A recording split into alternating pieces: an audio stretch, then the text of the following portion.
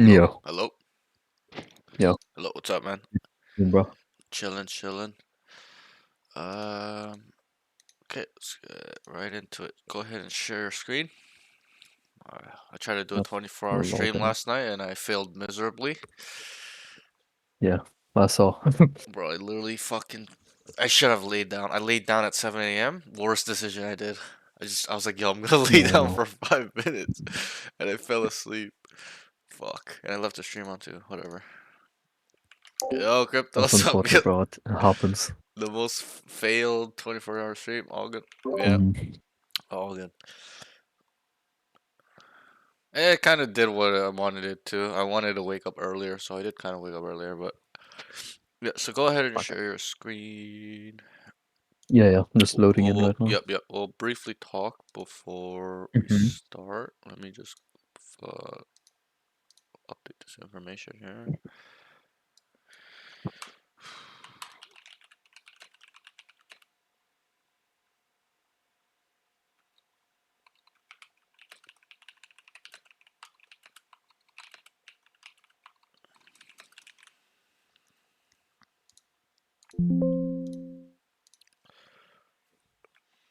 Yeah, I saw it.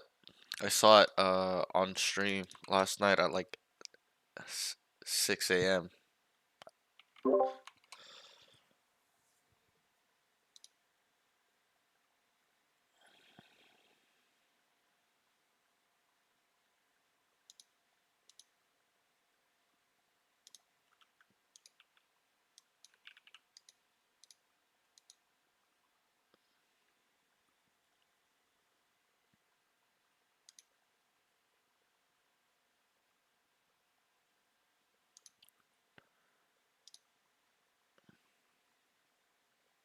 My game is taking so long to open. This is All good. annoying. All good. All good. Take your time. When you drop into our VODs on YouTube, yours, I don't even remember what,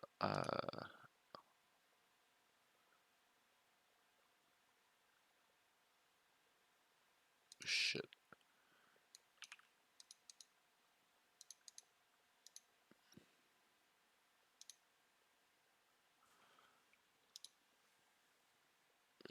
What is that?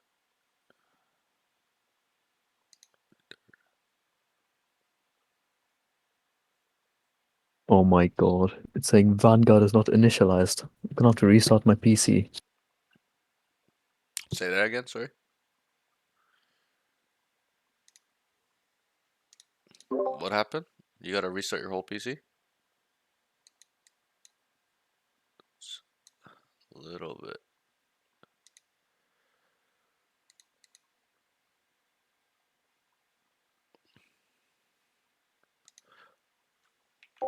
Rushing Fox, let me send you the VOD in a second. I didn't do the YouTube video. Oof, I just dropped my phone on the floor. I didn't do the YouTube video yet because my thumbnail guy and me have been kind of loafing, but I'll send you the raw VOD so you can watch if you want. I'll do that in a sec.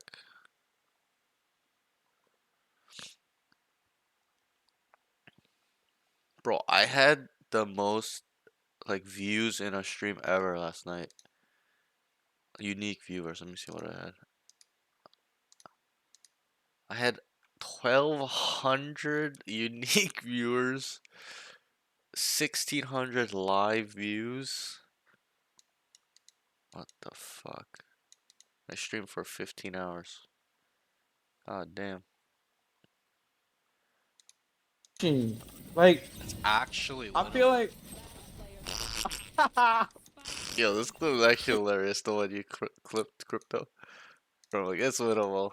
It's not fucking winnable.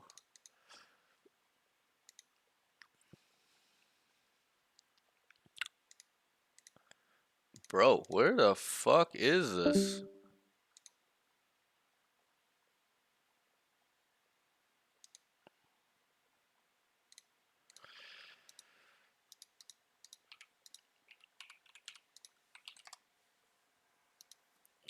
Sent it to you. Mod chat.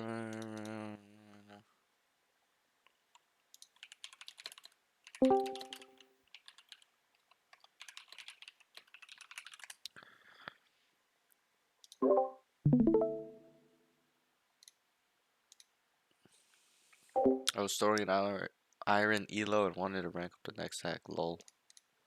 Alright, let's go ahead.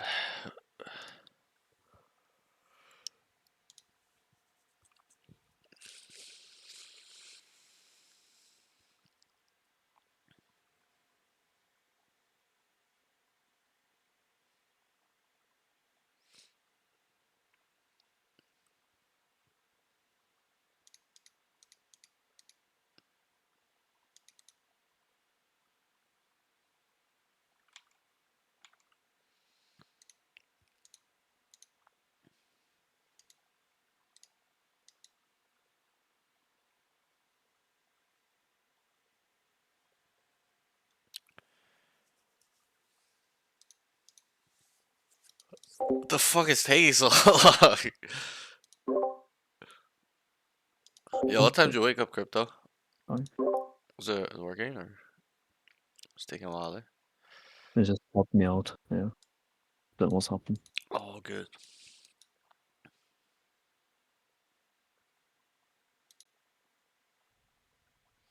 Okay, so we'll kind of briefly talk before Yeah. we play. We got 10 minutes, so no, Yeah. not a worries.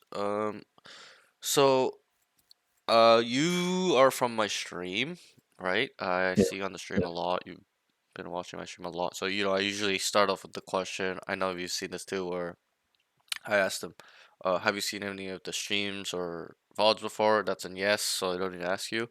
But the Yeah. next question will be, sorry, give me a second here. It's gonna be as specific as you can be. Hmm. How much hours are you putting into Valorant? Oh, sorry, before that question, totally forgot. What is your current role? So your current rank. Just write this down real quick.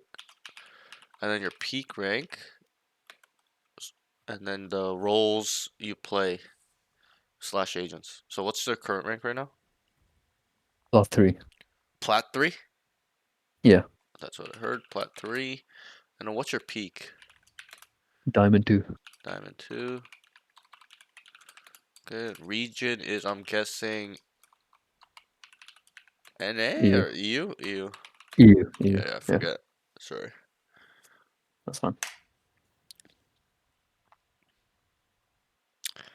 Okay, so that's updated. Okay, so EU peak diamond 2, currently plat 3. Okay, so the next question will be as specific as you can be. How much time are you putting into Valorant? Um, in a day or Yeah, in a day, like, weekly, just in general. okay, in a day I do like, at least 10 games. At least 10 games. Okay, and how many Yeah. days would you play 10 games a week? Every day, Okay, unless I miss one day or something. awesome. That's sick. So you're putting in about, what was that, 8 times? We'll say 6 days. So 8 times 6. It's like 48 hours a week. Yeah. Yeah. Sheesh, that's a lot. I think you're one of the few students that put in a lot of hours. Most students I actually get only put in like 10 hours a week, or like they only have that much time, Hmm. like 5 hours. So a little bit different type of scenario. So that's fine. Okay, the next question will be as specific as you can be. I want it detailed, nice and juicy answer. Okay. Hmm. Um, Okay. in terms of Valorant, or no, sorry, in terms of your game, okay, Hmm. what problems are you having, or your concerns, or things you think you're struggling with? Like, why did you come to me? Because I find it impossible to rank up. I'm hard stuck diamond. Okay, I was hard stuck plat 3 and diamond 1. Like I keep going up, right, keep right. going back. Uh-huh. Um, I've had people say that my issues with game sense, Okay, um, which I agree with. I 100% agree with. okay. It's a mixture of my bad game sense, um, but it's also a mixture of me having like a lot of bad luck in Bad game. bad luck. Yeah, I feel like I Okay. have a lot of bad luck. Like Like I just get one tap through smoke out of 5 guys. I'm the first one to die every single time. I don't know. I Okay. feel like I'm unlucky in certain situations. Okay. Um, yeah. What else? Uh, I feel like teammates sometimes there's like teammates Sure, that but but besides yeah. external factors, like you, Okay. like the game sense part, good answer. What else? Yeah. You know, what are you I having think problems with, concern, like what are you struggling with? Like anything you like want to work on or problem, anything. So game aim as sense is well. one, aim is one, okay. Aim as well. Crosshair placement in certain Crosshair places. placement in certain places, okay. What else? Um, I think that's it. Like my Okay, biggest one is game sense, definitely. okay, no worries. Off the information you told me, where you're like, oh, I'm so unlucky. Just understand. I'll help you open your mind a little bit that everybody Yeah. gets unlucky. Everyone gets tapped through the smoke. I get shot through the Yeah. smoke. I'm literally staring at some guy about to kill him, and he turns around and shoots me in the head. It happens to everybody. Okay, it's not Yeah. luck. Well, it's not being unlucky, Hmm. but there is some truth to what you're saying. Like, luck isn't like necessarily things just going in your way. Uh, that's not really what my definition of luck is. My definition of luck, and this is a very traditional sports definition that you will hear a lot if you're an athlete here in North America. They say luck is when preparation meets opportunity. So when you're ready for those moments in time or those big opportunities, small opportunities, micro opportunities, in-game, macro opportunities, like huge opportunities, like getting on a team, whatever, um, that's what it is. Hmm. So think about that in terms of being unlucky. If you're unlucky, means you're just not prepared for the More prepared. opportunity at Yeah. hand.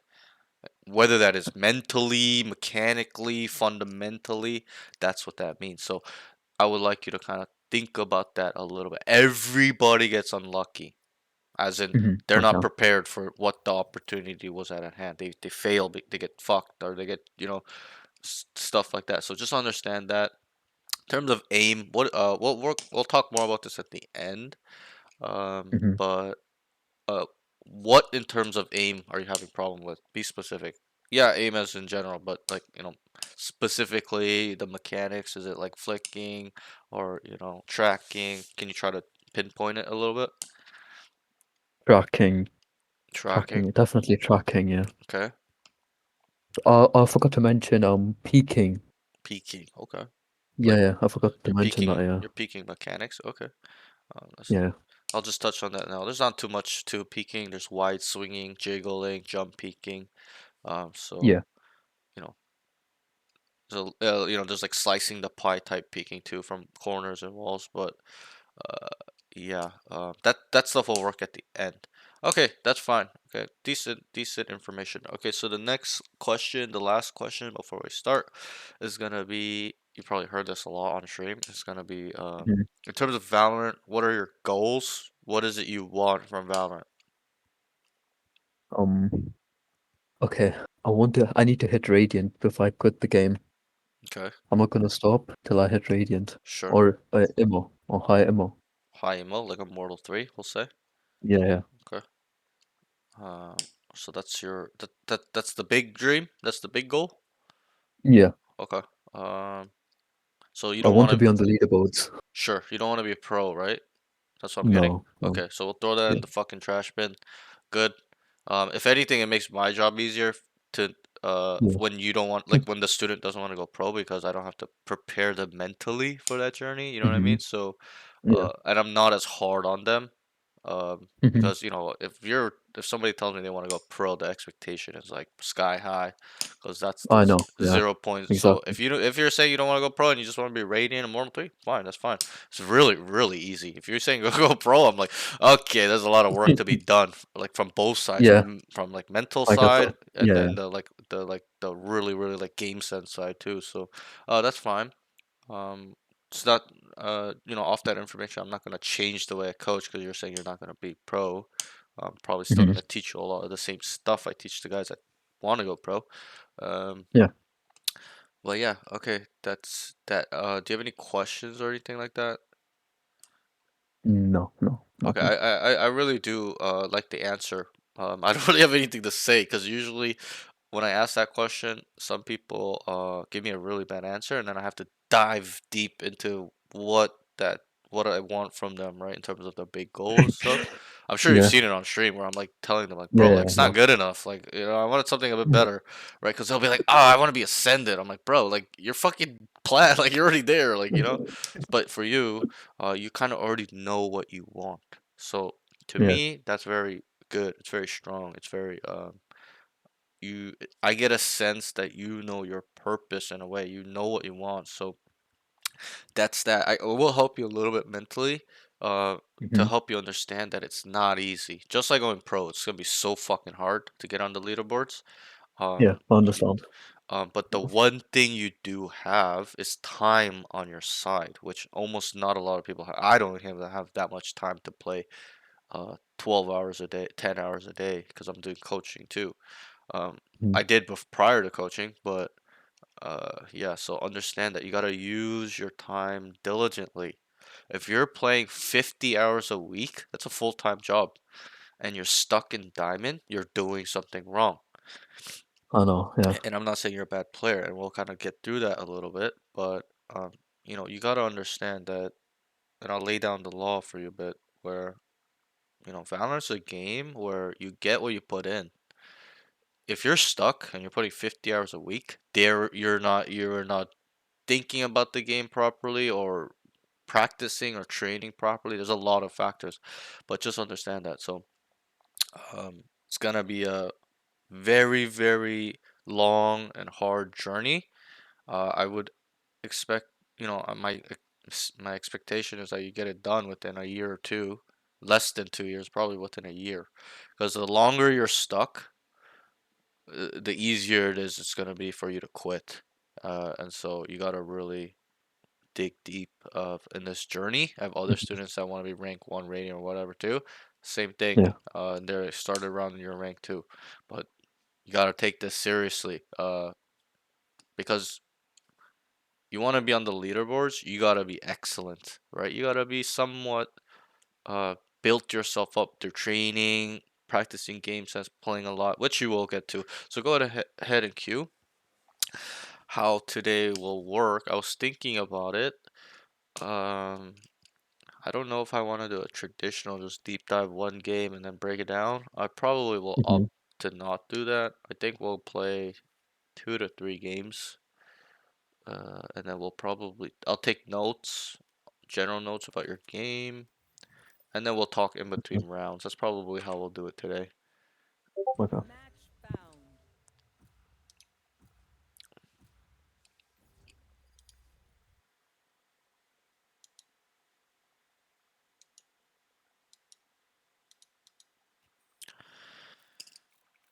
Bro, God hella god, bro. Like, it's the most failed 24 hours. I literally at 7 a.m. I'm like, yo, Pookie, I'm gonna go lay down. I lay down for 5 minutes and fell asleep. Bro, that's the worst thing I could have done. And like, I was gonna get up too. Like, I just remember, I'm like, yo, I should get up. And I was like, nah, I was just so tired. I just fell asleep. But honestly, it kind of did its job because I woke up a little bit earlier than I usually do. So, oh man, I was dead though. Bro, I was losing my fucking mind. I didn't win a game. I played 5 games and I lost Yep. every game. In the last game, I dropped 25. The first game, I dropped 25, and then like second game, third game was just so unlucky. Yeah, as soon as you try resting your eyes, it's GG. Especially when the sun's up and like birds are chirping. I was like fucking spinning, so tired. All good, all good. Okay, so also I forgot. Well, I did ask you, but you didn't answer it. But what is the roles you play? You're playing duelist, I'm assuming. Yeah, but I also flex. Okay, so flex player. Good, good. Yeah. Okay,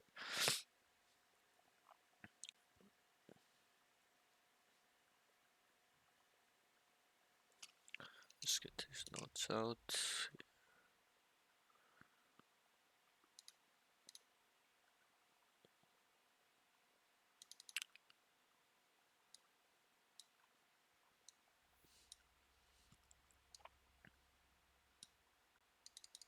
So for the general notes, I will be writing down things where I see in the Mhm. game.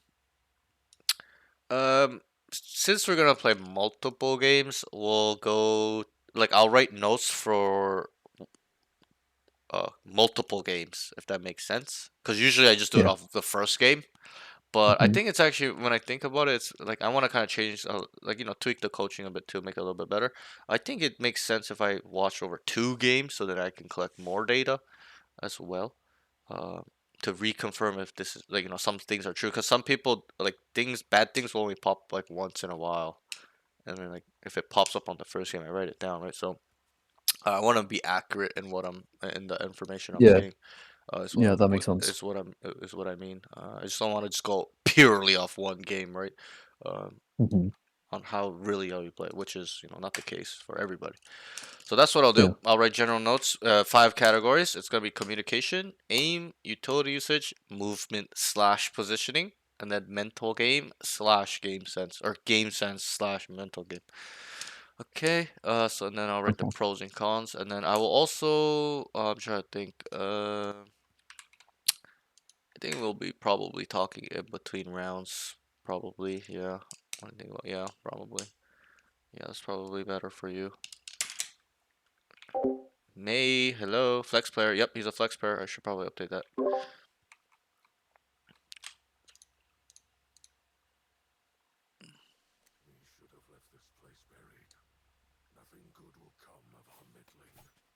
I'll write pros and cons for the game, and then we'll break that down as well after every game. Okay. Okay. Uh, Yo. My team. what does flex player mean? Just plays any roles? Yeah, it means like a filling, can play multiple agents slash roles. That's kind of what flex means. It used to have a different meaning, but now it's kind of that's what it means. Just means who's flexible, right? It's kind of in the name a little bit. Hey, Blunt.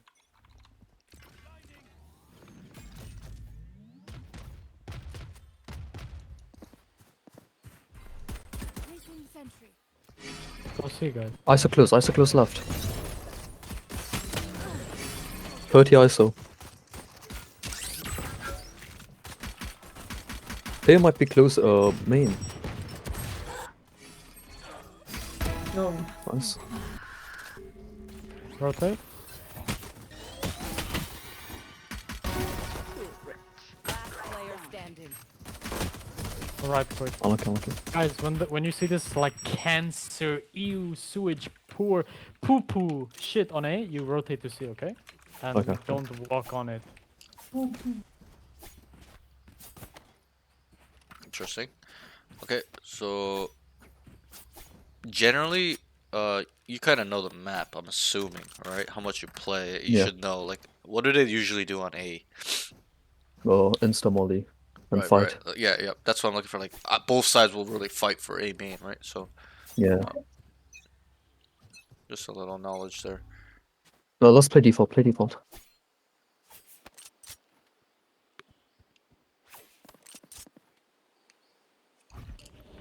He has potential to being a very good Euro IGL, A. actually. Hold on me. Can be potential Outlaw on me. IGL. No charges left. Our spike carrier is Feeds killed. info well. Spike down. I hit him 110. Standing. That's okay.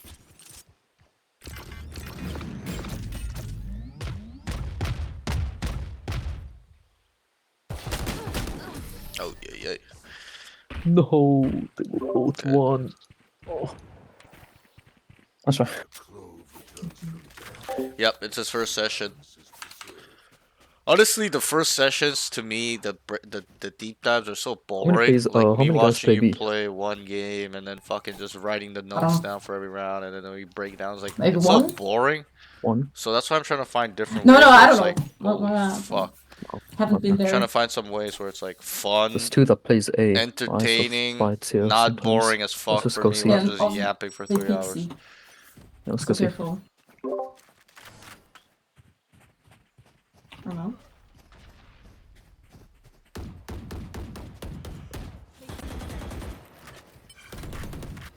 I can blind on side. Yeah. Whenever you wanna go.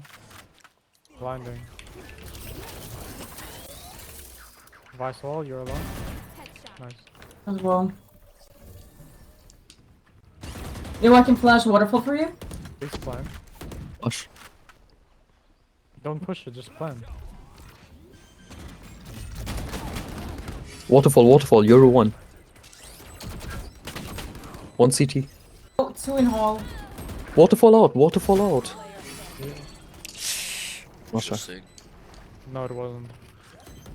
Guys, Knows how to We just have knows to how hold to and plan. entry well. Scaling needs work. I almost I couldn't wrote trade these. the waterfall because the smokes ran out on Okay. C. I couldn't push this because there was Tejo all over side. He should. What's up, Parks? Haas, what's up? Damn, this team is bad. Yep. I mean, fucking every team is bad, boys. Scaling needs work there. He peeks diagonally as well. Like, if you're supposed to be parallel with the guy you're Really? peeking with, he's like a little bit angled, so Okay, it's okay, don't worry about it. it's slightly disadvantaged. Slightly, not a big Let's disadvantage, but not it's go still a in. disadvantage the way he's peeking. Wait, wait. Reach, can you flash us out? 3, 2, 1. Don't push, don't come in, just make space. I say here, I say Come here. back to B.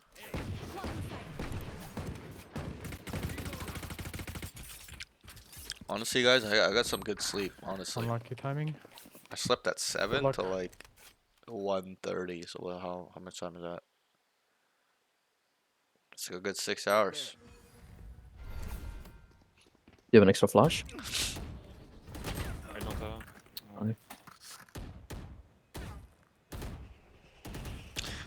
I'm kind of confused. Like, they had A and they left. They were rubble. Nobody was there, and they just left and gave it up when they should have just kept going.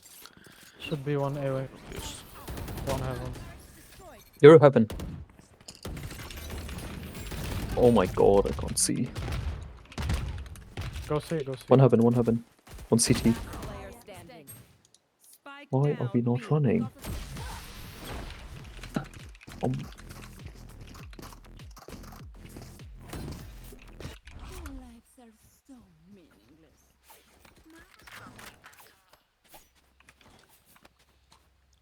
So I wrote that down. Like there. a 5A. Excuse me, sorry I'm yawning, guys. I'm gonna be yawning like all fucking session, but there, like Oh, if Breach flashes that, I can flash just they like maybe literally had all this. of A main. There's like nothing going on. I'm gonna They dash just, rubble. they just dipped and then lost the round. They should just kept going A, or at least stay there and control and, you know, come up with Maybe, yeah, I formulate like a understand. mid-round plan. I said 3. I blend 3, okay? 3, 2, 1. Oh, great. Just getting ulted. Ooh, his aim isn't Nice. so bad. Yeah, do you wanna just leave? Yeah, okay. Leave. Leave. Take it. Backside. We fucking have sight. Who's saying leave? What the fuck is this fucking Elo? My bad, Rich, I didn't see you trading me. What? Yo, somebody fucking tell me, bro. Like, what?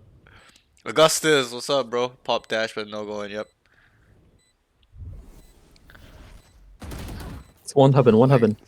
Like, who One might be said top. to leave? It's a fucking 5v3. They Backside. killed 2 on site. God damn. One enemy remaining. Who's backside? Last one backside. Nice, good job. Nice. Nice. Good job, Very nice. His aim is actually not bad. Stale tactics would only work for so long. Need a drop. His aim is not that bad. He said he has an aiming problem. I don't It's think it's on so bad. Bro, he plays 50 hours a week? Holy fuck. If I was playing 50 hours a week, I'd be Jay, radiant back right to now. you. Go back to right now. Jay. Good job, Kenny boy. I got an aim trade today. Oh, today's day 4. Or, yeah, day 4, man. Excuse Can you start me. main? Reach. So they're going to see.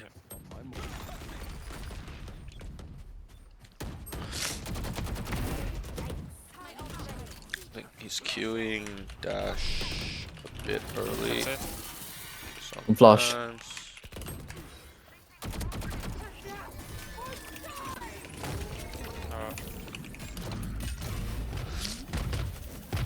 I'm gonna flash so they don't push you. Oh, what the fuck? What? From where? Oh, you can. Got one. Go ahead, go ahead. I'm gonna take on Just start going back. Start going back. You have Omen ult.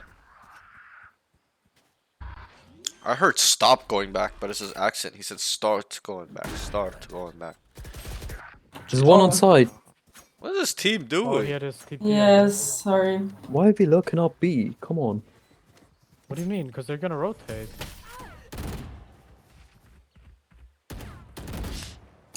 Would like him to manage How would I expect him to have a TP? team a little more.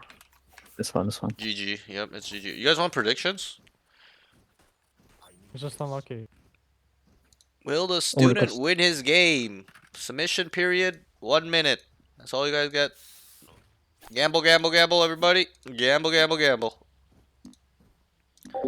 Oh fuck, sorry, I didn't mean to say that to you. Lol. Can you hear me? Yeah. Okay, okay, sorry, I was talking to the chat real quick. No, it's fine.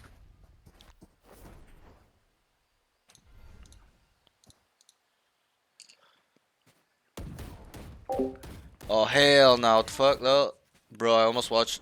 Bro, I think there's one B I'm main, I'm not almost sure. Immortal 1. I only need 50 hours. Watching your coaching What videos really the helped me, man. Thanks, Augustus, bro. Appreciate it. That One you know, backside C. that type of like stuff, like really like What? make me feel good. Here we go. You saying like, yo, your videos Oh, help one me knife and left. shit. Let's just go back. Cause some days I'm like, does my shit even help people? Like I'm sitting here like, does my information really help people? So that like that stuff's awesome, bro. Appreciate it, bro. Hopefully you're learning and getting better from a lot of the stuff. That's why I never plant alone when I'm on site until team is near. Yep, that is a very good, together. very good discipline. I gambled 5k on no, bro. Watch them come back. That's happened before, where they all thought the student's gonna lose, and they just come back and win. Everybody's spinning, bro. It's- Yours on side. 30 seconds left. Heaven, covering. The scaling needs work. There's two backside. Entering isn't so bad though. I'm not sure. Your coaching vids helped me too when I went from Ascendant to Gold. Lol. Yep. Me too, bro. Oh, see them die. Me too. I'm fucking bronze. I have my ears. Okay, he's struggling to make plans. That's one thing I'll say. He's struggling to use his identification protocol. Teach them that. Yeah, let's just breach alt B. Yeah, it Attack. could be. I didn't get to really see defense side yet. Can you Attack. stun main quick? Are you dashing? No, I just run. Can smoke and dash on site. That's entry. That's pretty good. One on side. Ult, wait. Hidden. You didn't put down to 5k. His ass is not winning. The solo. Heaven. Why have you not smoked heaven? Bro, cause Why is his team not out? I guess, yeah. He Wait, I did literally double ult him. entered Oh my the God. site and they're all B main. Like, I'd be yelling at these guys right now. Like, what the fuck are you doing? What? Come. Oh man. A little unlucky. Oh my god. Not gonna lie. Like, team is There's one just, tree. like, this is just cancer, honestly. Reyna has timing, chill, just chill. Don't peek. I want a refund if he wins. Nope, no refund. Hidden, you didn't put down 5k. His ass is not One winning. link, I put one link, 290. Reyna. I know. Somehow they're gonna win this round, but Wanna walk? pretty. One insane. CT as Are well. they gonna kill this Clove? Where did he go? Oh, he ran link. Remaining. Breakable, breakable, break. I got On me. Oh my. What the f- 30 seconds left. Go away, go away, go away. It's perfect. I'm pretty honest. Black players have the worst decision. Yeah, their decision making is fucking knife him. Good job. Probably Nice, good enough, job. or some super inconsistent. Yeah, I would agree. I honestly, I think Haas hit it on the nail there. When I think about it, like right now, plat players really struggle with decision making. Like, they don't know whether to go leave, Can die for you. help his teammate trade. Like they're just sitting around. Did you guys see that? Let's go He A. he Breach B's on literally main. Smoke entry chest, on B, insta, killed the please. ISO, get in, and the whole No, we're fucking pushing team's on B main. I'll get it. And the they don't even main. trade him. He's just dead, Okay, okay. like dying, fighting heaven Can by die for himself. you. Pretty crazy to me. I really want to see his defense side. Honestly, Crypto, I think you're left. fucked. I think they're Um. gonna win, to be honest. Yeah, they're clearly better than gold and silver, but barely. Yeah. What? Oh my god. I think their reactions time, like their speed and the reaction and the like shooting, and overall, is higher in plat than gold silver. Are we rotating? But there isn't like a big difference in game What are you sense. It's doing? pretty similar. I think the mechanics Are we rotating? increase What the fuck are you doing? from silver I and can't, gold. Like aim mechanics, like crosshair placement's a Bro, little I bit thought- better. They're not what the licking fuck the. are you They're doing? not staring at the floor. Communication's a doing, little bit Killjoy? better. Breach I said can't go s- back. No, I'm not yelling at you. The Killjoy threw her fucking Guys, nade let's on calm down. Let's calm down. Killjoy say calm down.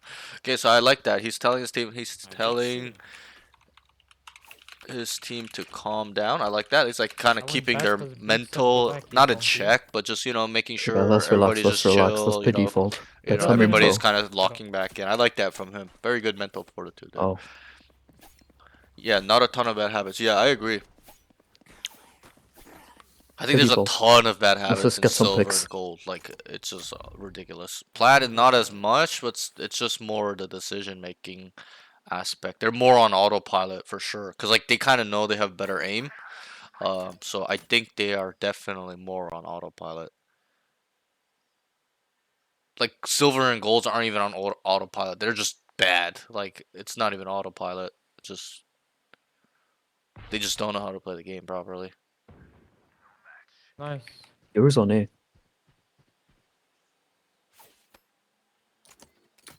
Maybe backside, no? Coming, coming. Look at his team. Can you smoke heaven? Maybe it's- I'm maybe gonna it's- play in your smoke. I like this from him. He's able to lure, able to create a timing. That's what I write. Create a timing, because he's not like lurking, but he's like he I like haven't made cleared a a timing. drop, by the Like way. it was lurking, but he ended up making a timing, off knowing Yoru's backside on A, and then he took a timing too. Honestly, his aim's not so bad. He said his aim is terrible. I don't think it's that bad. One enemy remaining. Yep, Crypto, you're fucked, bro. Lost They're City winning the game. says. When I plat player catches momentum, Fuck they play like sakes, highest what and they it sounds super weird, yeah. Good. Okay, Trade. Like look at his let's not peek, let's ISO. not This peek, guy's let's just not peek. crazy. Okay, good. They feel it.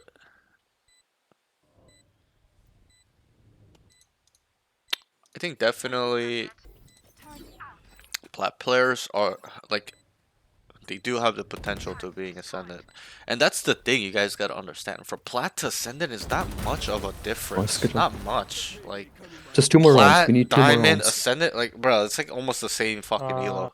Actually, what Like is yeah, it? there's difference obviously, but it's not that Okay. big of a gap. It's not like a 200% difference. It's like 10%, 15% Did they just maybe. put Vice on C and then I don't think I'm fucked. I don't Do know, A. bro. Beat No. together? Yeah, when things are That's all flowing it for them, is. sometimes they can't lose. Question Yeah, mark? I think ascendants peak better. Yeah, What? probably. That's all. what Ascendants we are want definitely more together. polished, right? Like, cause a lot of ascendants are washed, Okay, sure. old immortals, old radiants. You know, they're not active. They're just like casual, washed, old immortals and stuff. Now, like they're casuals now. let's go pick. So there's just always a little bit more polished, like like game sense, aim, like everything's the package. The whole package is a little bit more polished. A little bit more, not much more. Even like immortal is not even that polished, to be honest. Like like low immortal, high immortal, yeah, it's polished. What the He's fuck? backside. What? Ah! Oh, why did you flash? All right, can Okay. switch up the way he's entering a site. He always I was stuck here updraft 'cause of dash Unlucky. thorn. into So C die. the same way. I know, but So, like just a right. flash Last round. would have helped me. Because I was Okay. right I've seen above and Ascendant then 3 she players just dominate plat lobbies right-clicked without me. much issue. Yep. Yeah, she right I think that's the thing with Ascendant 3, there, like high so- Ascendant 3 players, when they smurf, it's not really aim. Like, yeah, that's a part of it that One like team lets smurf, them yes. smash those lobbies, but it's really the brain. Like, really, like, being unpredictable. Like, when they get a kill, they, like, change the micro movement so, you know, the enemies Can you don't really know. insta-stun They think he's where he this was left last side and seen, then but he's, like, aftershock somewhere it? else, kills more people. He's like a ghost, right? It's just, like, they do that a lot better, I think. Like thinking Okie doke. quicker as well, like just thinking about how the opponents think too, the enemies, that's really important. And that's something I noticed that Ascendant players, high Ascendant, low Immortal players do pretty well these days. Oh, They think about what the enemies Stun, thinking and what they drop, ISO know, drop. stuff like that. Nice. Which Diamond plat players do not think about. I think So that's what's happened. I think that's the elo where they start thinking Okay, about that guys, stuff. one Like, watch main, wait, they please. know we're rotating. Wait, it's too slow. Wait, they're ahead of us. Like, oh wait, they know we're here. What Like, they the kind of think fuck? about this stuff more than Diamond Plats. They use that more, I should let's say. go. They like use that to their advantage, or they'll even use that against the enemies, like their own way of thinking, which Diamonds and Plats don't do. I think Can you that's where it fight him in, starts. please? When I think Maybe about it, can it's you stun probably from- around Ascendant. Actually, This Don't is push super this shit. winnable. I'm feeling scared for Don't crypto, push. bro. Right. I hope you didn't put all your fucking channel points, bro. Gamble, gamble. I think 4-8 it's best isn't if terrible. we Yeah, honestly, just it's not terrible. get to aim in control. It is a tack-sided map, though. If they attack. We take one Players. kill and rotate. Okay, now I'm Yeah. interested to Yeah. seeing Omen, can you have a defense smoke? side. I Lobby. wrote a lot of notes for the Yeah, I attacking could side. also like flash that for you. Yeah, yes, please. Here, I'll flash like the whole main on I it. have a blind, okay. Yeah, please.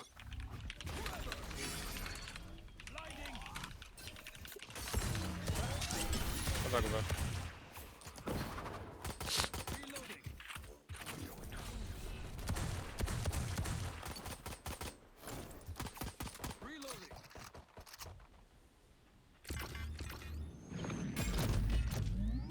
I believe Platt has either good aim or good game sense, but rarely both.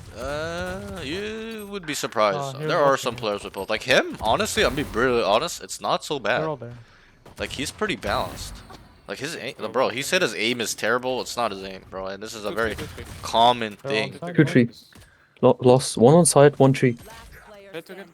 There's a very common thing to kind of experience. Everyone's like, "Oh, my aim sucks. My aim sucks." No, your aim doesn't suck. Your brain sucks. That's not like him, but the students that say that.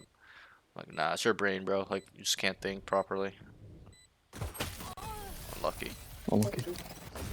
Good round by him. Your student should be able to get diamond if he catches one good Qs today, probably. He was just Or if watching he me. finds a decent duel, probably. I mean, Like no most noise. people on my team don't have both. They have either or they have none. Yeah. Or crypto, they do have both, but they just choose not to use and like one or the other. Like they're just like, I just like don't want to use my brain. I just want to aim. Like that's the thing with like low plat players. Like they have both, but they don't choose to use both all the time. Well, like obviously we're generalizing. There's some players that do, but from my experience as VVV. coaching, VVV on me. because you know I haven't spent a lot of time in plat, playing in plat, but when I coach when I coach these plat players, yeah, it's a little bit. They don't know what to think about. Really, that's what it is. They don't know how to look at the game in more in depth, like opening up their minds to the Valorant, which is normal. I was in that same boat. Like I didn't know Oh, what the there's two fuck to think CT. about too when I was improving, and you know my near like One more close, years close ago. right. Player standing. But 60 claw. yeah, Okay. this game is very simple when you think about it. Haha, I don't really think too hard when I'm playing. Yeah, Race it to the and that's fine.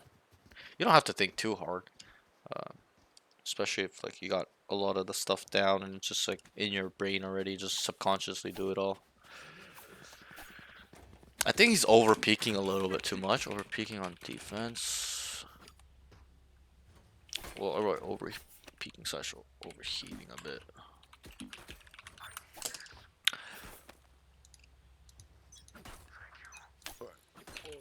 Can you stun main? Like, why are we doing this? Plat 1 is hell. I'm stuck in it right now. Team rank from Plat 3. I can't get up, and I don't play my team. I play myself too because I gotta go positive mentally. Wait. Think of time. Normally catch what enemies are doing. I just Oh, whip. 2-3, 2-3. Yeah, bro. If you're deranking from Plat 3 to Plat 1, Nice. there's a lot of problems. Probably mechanical and Might be in smoke. Watch out, smoke. fundamental problems, stuff like that. Mental problems. Mental fortitude problems. Close stairs. Can't use that. I can't.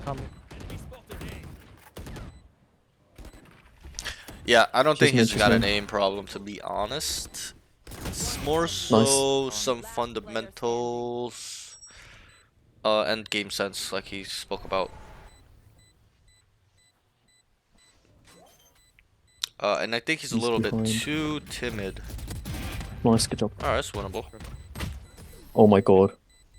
Bro. Oh my.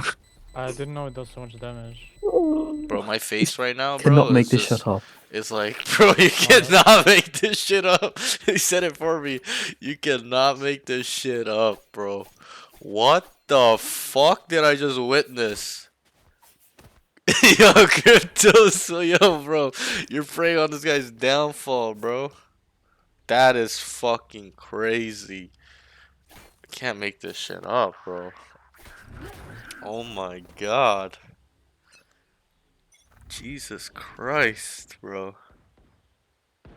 Save us.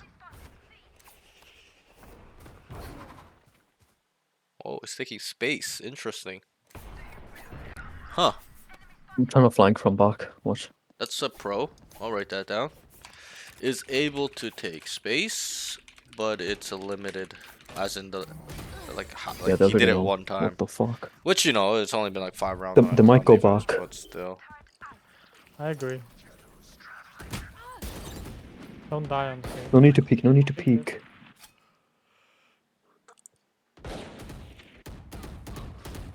Honestly, his They're aim on is A. not so bad. Two of them are on A. 3 at Why least. do I keep repeating that? But I'm like thinking about his game right now, like as I'm like watching him, like I'm thinking about some rounds, and Yeah, they're already out. Oh, nice. yeah, he. I'm glad I could do something this round. Yeah, I think he needs like a little bit of that like aggression in his game, where like he holds his ground, fights, you know, Flawless.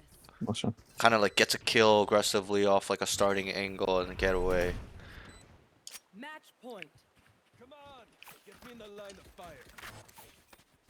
No spamming, please. No spamming. I don't know what you said, but let's see. Yep, no spamming, please. No selling bots in here. Yeah, it's def over. Yeah, it's GG. Yeah, it's terrible. GG, guys. Yeah. It is a GG. This dude is so dumb. Why is he pushing past the wall? I mean, he expected they're going in C, so I mean, yeah, his aim is actually pretty nice, bro. A lot right. here, a lot here. Crosshair placement. I have a Like bucket. that type of kill I meant. Like that type of starting kills I want from him all the time. I'll write that down. Want rounds like round. Clove main, clove 16 main. more. I'm not peeking. I have a shotgun. I'll put that in aim as well in the general notes. I saw score. Crosshair placement isn't. Oh, he's terrible. out. What? One enemy remaining. Nice, good job. It's winnable, Crypto. It's winnable. Lol. Parks. He started on A every round. Yep. Which is normal, Very standard. good. I don't think there's anything wrong with that as a Jet. Because he needs to be the one fighting for A main with the breach. Like one of the people. They should be fighting A main 3 people. So, like every fucking round. And then you leave one rubble and then they're not A. The 2 people start running towards B and C. That's usually how it's played in pro play. This map. They'll leave the one guy on rubble and then he holds it down. And then the 2 will run off through breakable. That's what I've seen a lot. Why don't know why he's lagging all of a sudden. Go back to the site, Kira. They're going to see. Back to the site. Do it, do it, do it. Ult. They're in. Oh, you Ult. Okay, bro. Let them plant and then the ult.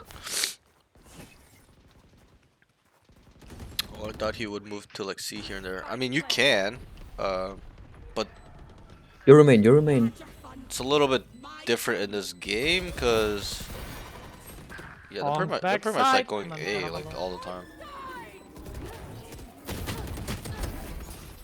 Main. GG. My God. GG, my friend. GG. Okay, let's get through these notes a little bit. We'll save for the general. We didn't fill up the general notes yet, so we'll fill that up next game. Let's get to. There's a lot of notes. Okay, for this game. So game one. Let's start with the cons first. Okay, peeking Yeah. diagonally. Maybe I should log in real quick actually, so I can show you some of this stuff.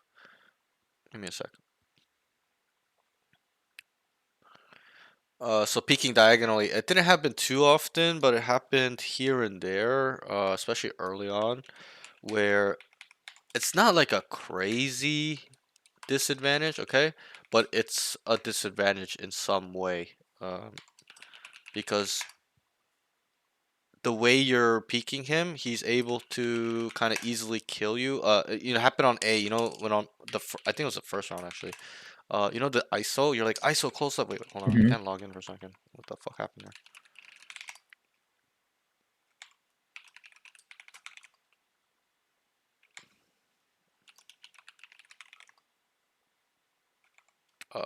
Hello? Password? It's not working? Hello?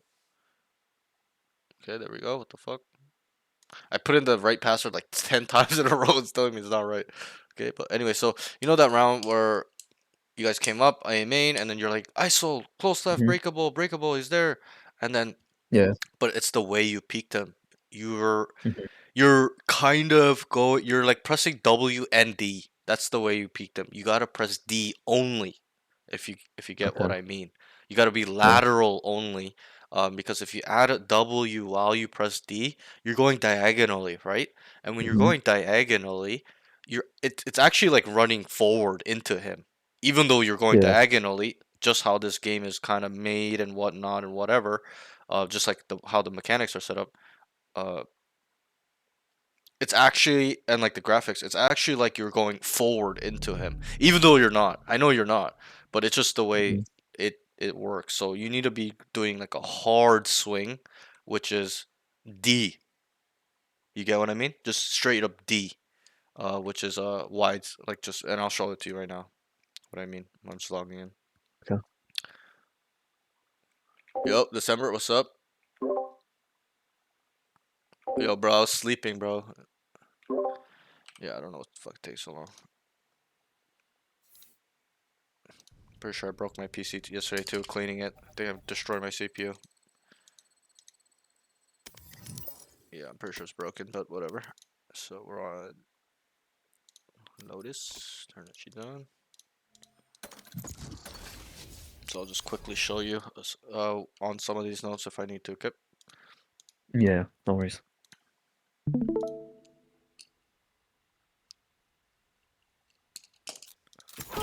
Let's go.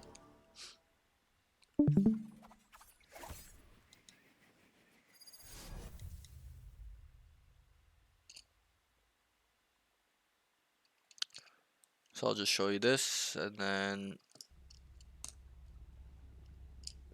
Oh yeah, let me do that real quick. Oops. Choose outcome. The student win. Yes, he won, right? This I place didn't gives me win. the creeps. Feels like we're being watched. Okay, you can hear me, right? Yeah. You can see my screen. It's good. Yep. Okay. My ult's ready.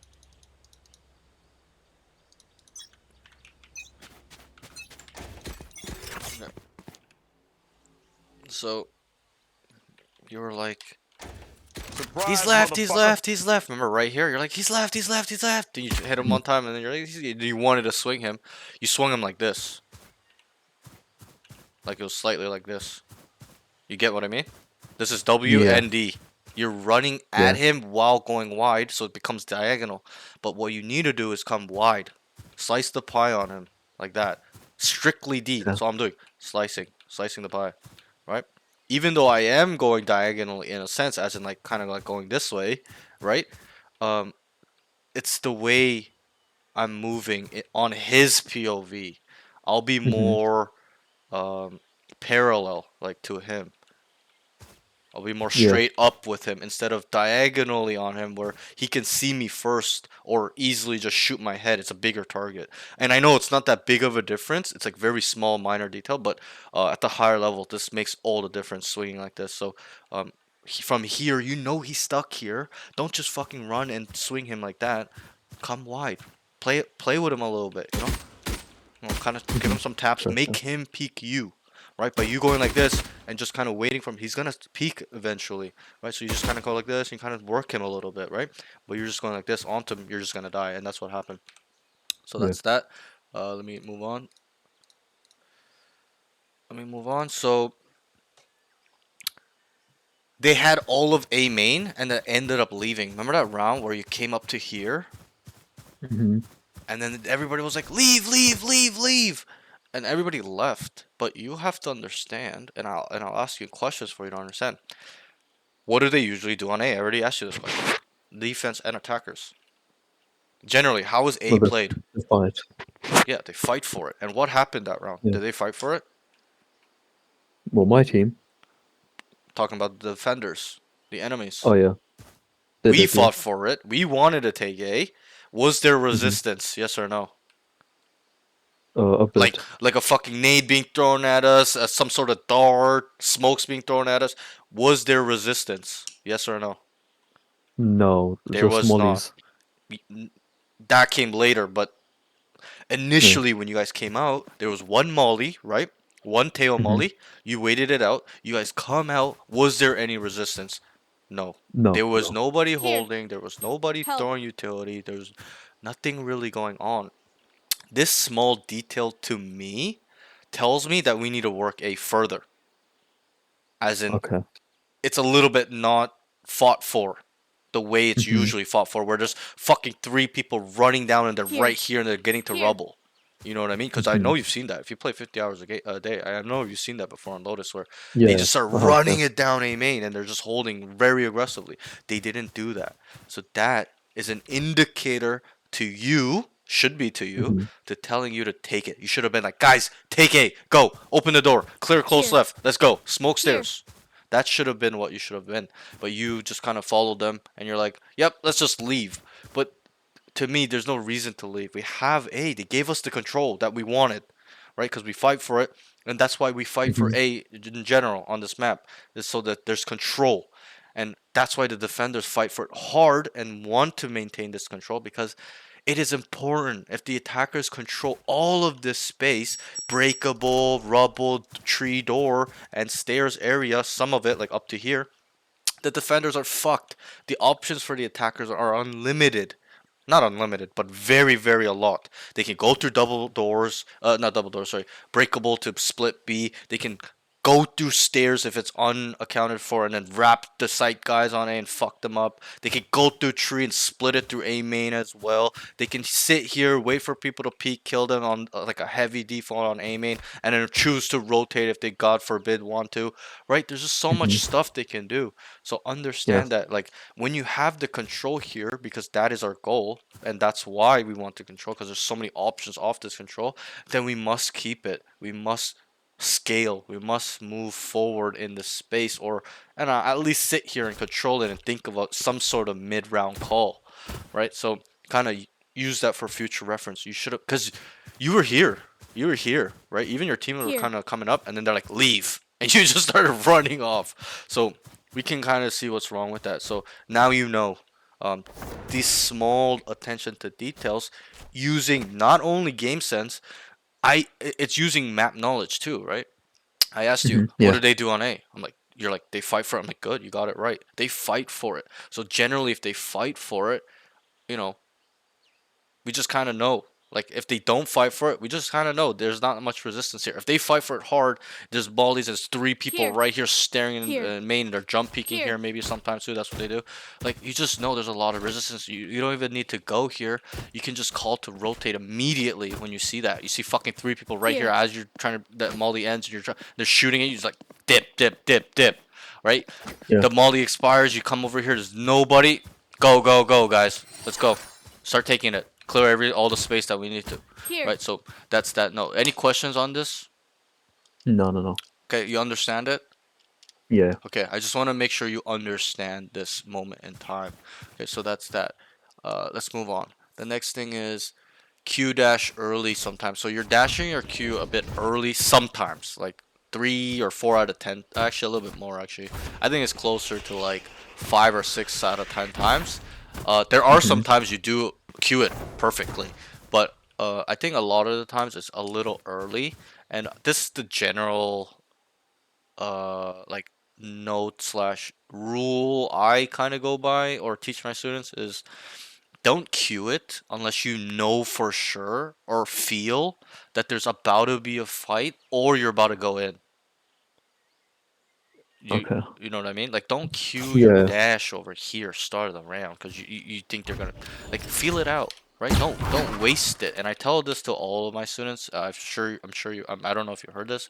You're on the stream a lot, but I tell all my duelist jet players that dash is one of the most broken pieces of utility. It's been nerfed 20 Yeah. times. Like it's so fucking it got nerfed with the slow. You know how like you can't dash through slows now? Yeah. It's still strong even with those nerfs because it's a gap closing utility.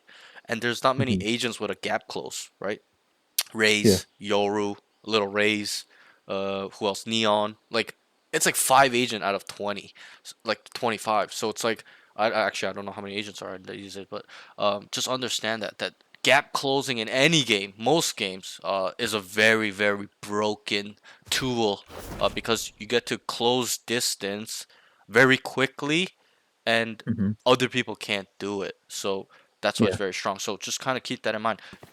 Just feel it out sometimes more than just instantly queuing like blindly. You don't know what the hell's going on. Just feel it out a little bit. Like that's what the best players do. They'll kind of like right as they're fighting, they'll turn it on, right? And I know it's a little bit difficult for a lot of people, even for me, but that's what they do. So just don't just waste it by queuing it 10 seconds early and then you get up to this point and then you're forced to use it immediately, right? You want some time with it where you queue it up right here. You guys are about to go in and you can make some sort of decision. You're like, okay, I'm gonna go back here, and you have some time, right? Dash, whatever it is, right? Just make sure you're not wasting it, stuff like that, or you queue it too early where you're forced to use it at some point. Okay, let's move Okay. on. The next thing is would like him to manage his team a little more. Okay, so I wrote this in the general notes. I think you have potential to being a very good IGL, but you're not managing the team. You're not directing them. Remember that round on B where you entryed, you killed the fucking ISO, and you're here fighting heaven? What happened to your Yeah. team? What were they doing? They were just sat in main. They just sat, and I was literally freaking out on stream. I was like, "What is this fucking team doing?" On stream, like talking to chat. I was like, "These guys are retarded." Like you I know, literally yeah. were here for 5 seconds and they're outside waiting. What are they waiting for, right? But Yeah. that's on you. You gotta tell them, because you didn't really tell them you're going in as well. You just ran in here because the breach stun, which makes sense. He used utility, so you're gonna go in and then you killed him. I can't remember if it was a flash or something. I'm pretty sure it was a stun. He was stunned. It was the He- alt. He altered the Yes, side. yes, yeah, the breach ult, yeah. So that's very, self-explanatory to go in. Your team's a little bit clueless, so they're not going in. But still, I'd like you to tell them, go, I'm going in, guys, I'm going in.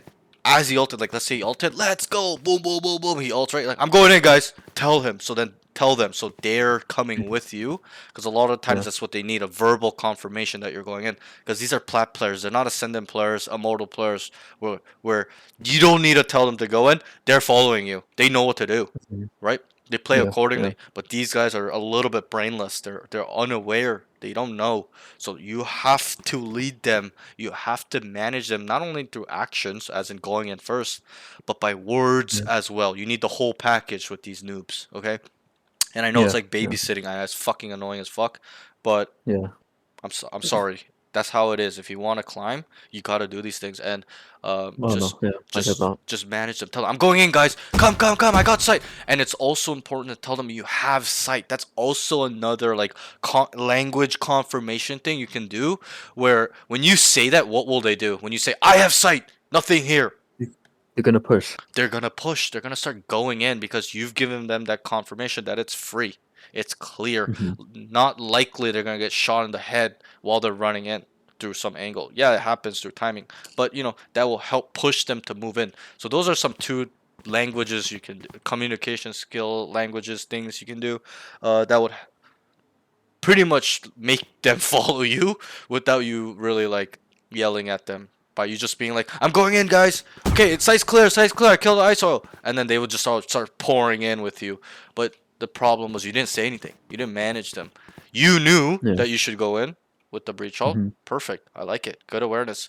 But they didn't, the whole team did it, right? So kind of manage them and this is a specific example, it happened multiple times in other scenarios, but you just having that little voice would have changed that Mhm. outcome of that round.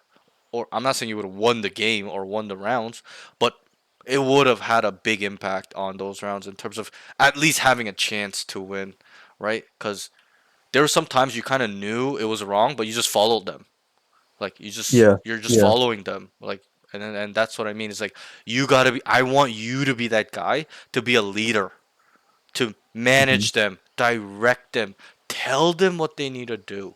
Okay, and I know you can do that. I see that potential in you.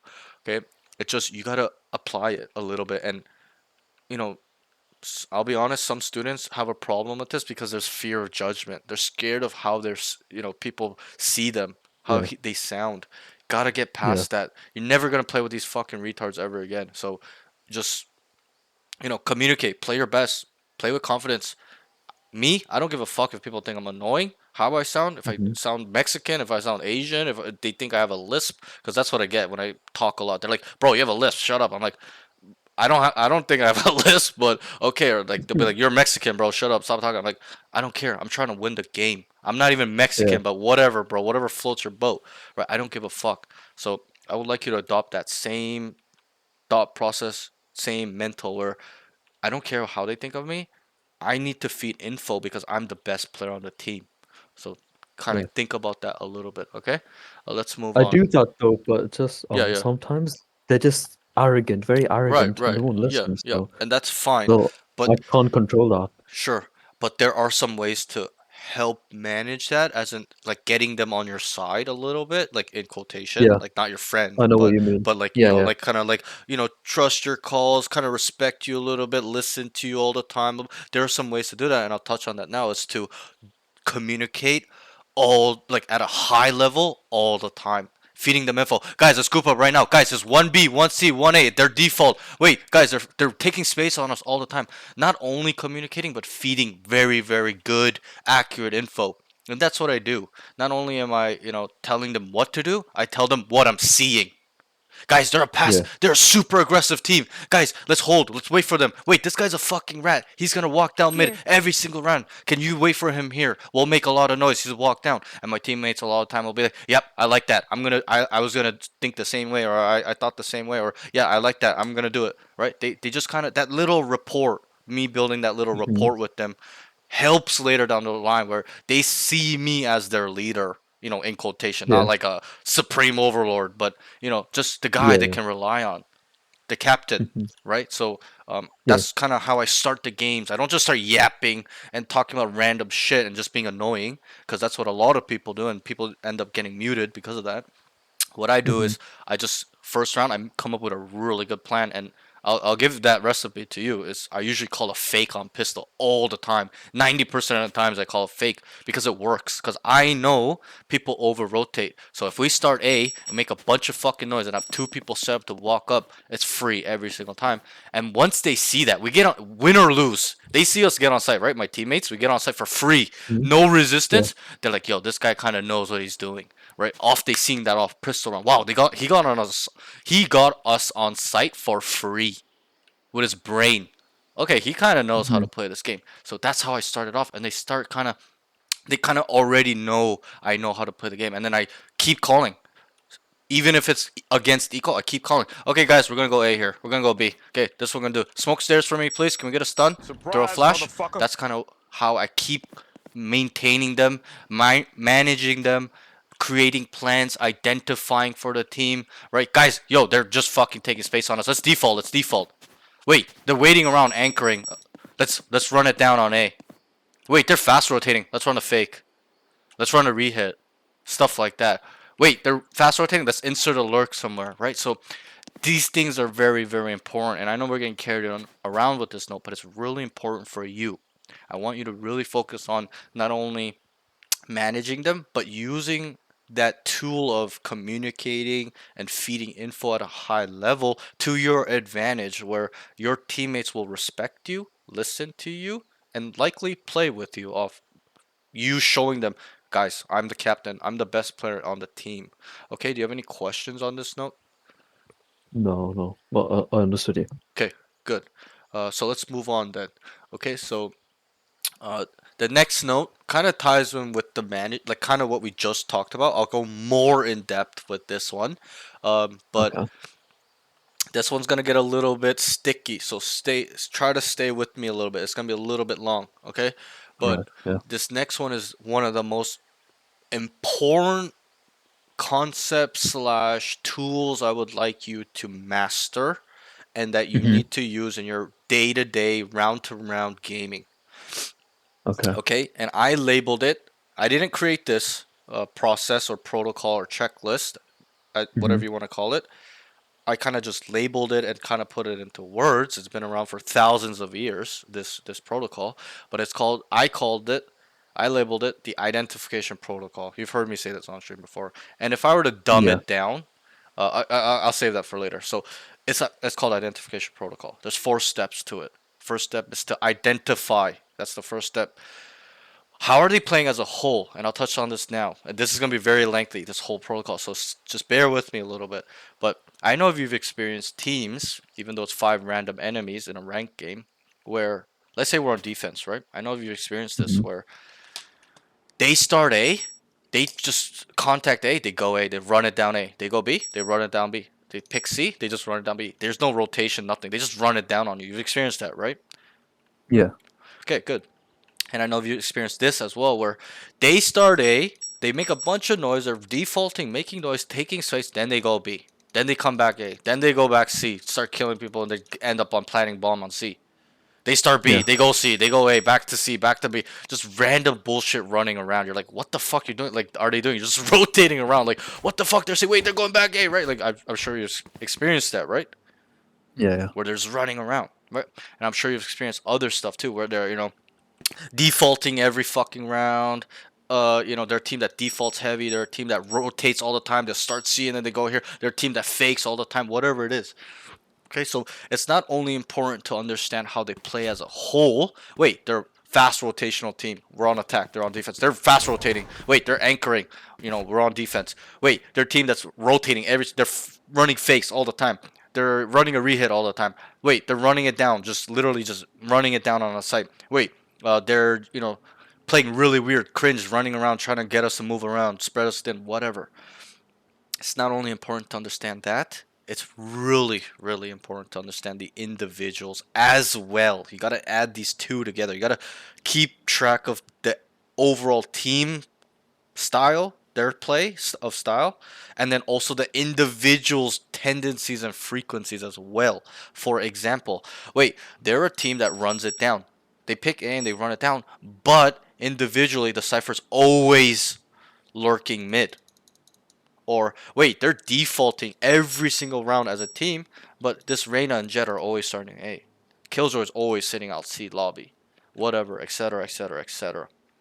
You gotta store these informations. You can't just label it and keep it there forever. As in, oh, they're running it down team, that's it. Think about that for the rest of the game and don't change it. You gotta be able to change this label. Wait, they were running it down on us, but now they're starting to default all the time. Now they're trying to rotate on us. Now they're running fakes, whatever it is. Okay? And not only the team, so, and I know this is a lot of information. You have to also store the individuals. Wait, he's lurking every single round. Wait, he stopped lurking, guys. Wait, they stopped doing this. He stopped setting up on C. He's now on A. He was setting up on C all the time, but now he's on A. He was setting up on A, but now he's always on C. So it's very important, and this is a tool that you use whether you're on attack or defense. Does not matter. You need to be doing this all the time, whichever side, whichever round. Okay, so kind of understand that a little bit. Do you understand the first step? Any Yeah. questions? I got it. Okay, Yeah. good. So that's No. the first step. understanding how they play as a whole and individually their tendencies and frequencies. Okay, step 2 is to process this information. This is also just as important. Okay, people kind of skip through this. They don't try to pinpoint what does it mean if we're on attack and they have 2 duelists on C and they have all the mollies on A. Or, you know, B is a retake site. They just leave a trip here and there's nothing there. They don't try to pinpoint what this shit means. And it's really important because if you can pinpoint what this stuff means by you processing it through logic, you don't do it through, you know, advanced thinking. It's just logic.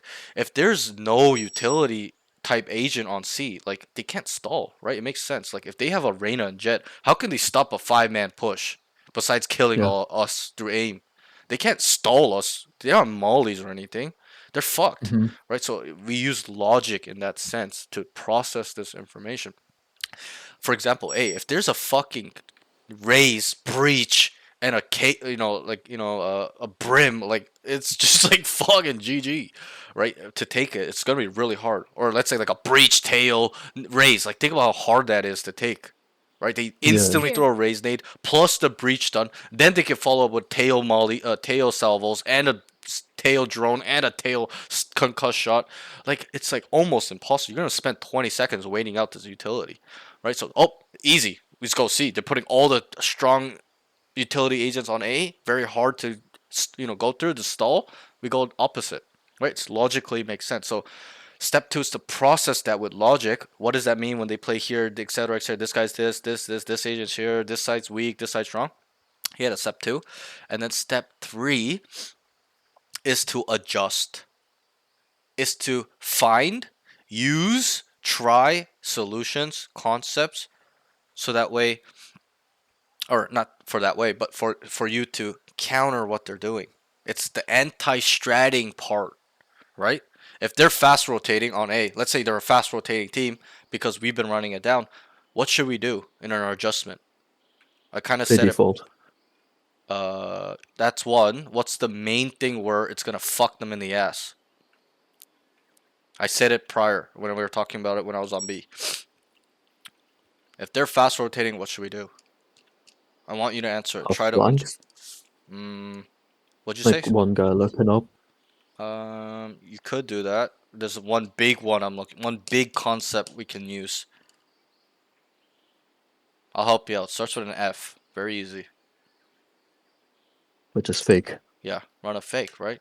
Because if we know they're fast rotating, right? We know they're fast rotating. Like, we fucking know, like, as soon as we make noise here, there's 4 people coming towards A. If we know that, okay, to adjust, to fuck them in the ass, to use this against them, okay, is to run a fake. We start 2 to 3 here. What are they gonna do when we make noise?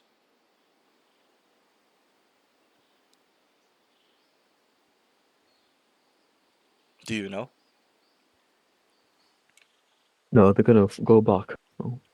No. So okay, so I'll break it down a little bit further for you. So generally, how do they play A? How many people do they put on A on defense usually? Generally, 2 to 3 at least. 2 to 3. Is it leaning more towards 3 or 2? Which one is it? 3. Yep, you got it. It's usually 3, right? So if they usually, so there's like a little bit of map knowledge involved too. So if we know that they usually play 3 on A, right? And they're a fast rotating team, we're adding that. Okay, and if we start here with 3 people making noise, what will happen? What will the enemies do? They'll instantly rotate. Right, because if we already know they're a fast rotating team, whatever the reason is, like we hit A, ran it down on them 5 times, whatever, or they're just generally just fast rotational team. Sometimes it's like that. You're not even running it down on them, but they just rotate so quickly because that's just their style. That the player individually, they're just like that. So, if that's the case, and if we start 3 people here, and we already set up 2 people as a fake, as in, okay guys, they're a fast rotating team, they always play 3 on A. This is what we're gonna do. I want KO and Jet over here. One guy's gonna sit mid and 2 people sit out C main. Even 3 people sell it hard. Fade and Jet and whatever. We're gonna make a bunch of fucking noise. Dash to rubble, fake this, and then the 2 people are gonna walk up C. We're still gonna make noise while they're walking up. what happens is the enemy's going to start rotating because they're fast rotating, right? And then when we stay here, we confirm their belief that we're going A. So they're like, yeah, we made the right rotation. Yep, we're stacking correctly. But then we have people walking up, right? And then as soon as they're about to go inside, we start leaving. What happens? They're stuck here, 4 people. They're frozen a little bit, right? They might Yeah. start rotating now because like, oh, they're not in. Wait, this smells fishy or whatever. So they start running. But at that point, it's a bit too late. Okay, so that's the step 3 part, and you gotta be able to develop this. There are some textbook answers, but a lot of the times in Valorant, it's very situational. It's very instinctive, like on the fly, you kind of come up with a solution, right? You know it. Mhm. It's very, very Yeah. situational Valorant. It's not very like textbook answer like chess, like oh he does the pawn here, I gotta go here now and do this e5. There's that. Like it's not like that. It's not like poker too. It's very game theory optimal. There's the right answer, but in Valorant and gaming in general, there isn't like a set stone right answer because of just so many variables and the situation involved. There's just so much involved. So it's more about generalizing, but that's kind of what you need to do in step 3 is to finding / trying using old concepts or trying concepts or whatever, so that way you know you're anti-stratting them. They're fast rotating, we're gonna fuck them in the ass because of this. They're defaulting around, we're gonna run down on them. So that's step 3. Okay, adjust, find solutions, try solutions, use old solutions, combine concepts and solutions together, whatever. Okay. Then step 4 is to apply. This is the planning part with your team. Okay, sorry, one second. Is the planning part with your team. So this is kind of how this protocol will go into place. Okay, so this is how I would really say it within seconds. Guys, they're fast rotating team. We're gonna run a fake. I want Cypher mid, holding mid. I want 2 people. I want the Clove, and let's say, you know, one more duelist. Clove, Reyna, sit outside A. C, get ready to walk up. Me and Teo, me and Breach, whatever. We're gonna make noise. We're gonna sell this fake. I'm gonna dash to Rubble. We're to Rubble, and I look at the minimap, selling this fake, making a bunch of noise, opening the door, whatever, and then my team starts walking up. But that's kind of how I'll tell them, like a little bit more in detail. Guys, this is what we're gonna do. This is where I want you guys. Let's do it, and then we execute it. We make sure it's gonna work by selling it. Okay, so that is the protocol that I want you to develop and get better. And everybody does it, whether you know it or not. Everybody does this. It's just whether are you actively thinking about it. That's the difference. Are you actively kind of putting in the pieces together instead of just subconsciously feeling it, thinking it, right? So that's the key to being a Immortal 3 player. If you really get this down, and trust me, I teach this to even silver players, and to them it's a lot. They're like, holy fuck, it's a lot of info. But I teach it to them, and they improve a lot. And there's some guys I give this information to, and they just get to Immortal like really quick. Okay, so this is a high level thing. It's not a Immortal 1 thing. This is a Immortal 3 type like advanced type thinking about stuff. Okay, so master this. Step 1, how are they playing as a whole? Individually, what's their style? Okay, then think about it. Wait, they don't have mollies here. They have all the mollies here. They don't. This side's weak. The smokes is very far. This, etc., etc. Okay. Then number 3 is to find solutions. Wait, off what we kind of identified their overall team play style, individual play style. What I've processed. This side is weak. Okay, this is what we're gonna do. That's step 3. Okay, we're gonna fake the strong side, and we're gonna end on the weak side, or run it down on the weak side. Whatever you choose to do, right? And then the step 4 is to rationalize, tell your team, step 1, 2, 3, 4, right? Because step 4 is to tell them, make the plan, specific, detailed, and then to execute. So, and I know it's a lot of information, but try to really try to dig deep on this protocol checklist. So, do you have any questions on this so far? No. Do you understand it? Yeah. Okay.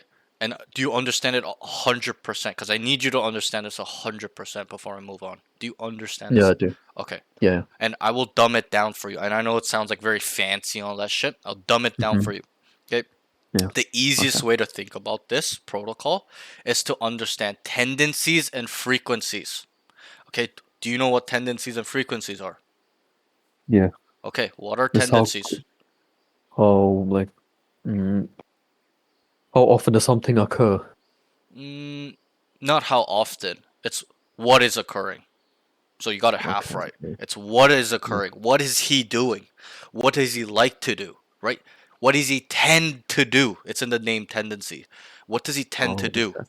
Right? Mhm. What is Yeah. frequency? You got it right. But you switch the answer. You got to just switch the answer. What is frequency? That's how often something takes place. Yep, you got it. So you kind of had it backwards. So that's the answer for frequency. It's in which Yeah, okay. rate Yeah. it's happening. That's the frequency. It's in the name a little bit as well. Frequency. How frequent is it? Right? Is it all the time? Sometimes, never, sometimes, possible, very likely, not likely, all the time, right? Whatever. I'm repeating myself, but it's that calculator of seeing the rate of how often is it, right? So what do they you to dumb it down is what do they like to do, and how often are they doing it? Wait, this Cypher's a fucking rat. His tendency, he's a lurker. What is his frequency? All the time. Sometimes, every other round. Whichever way language you want to use it, whether that's in fractions or in, like likely, not likely, that type of language, or being specific once every round, once every 10 rounds, two times a game, whatever you can, whatever, it doesn't matter.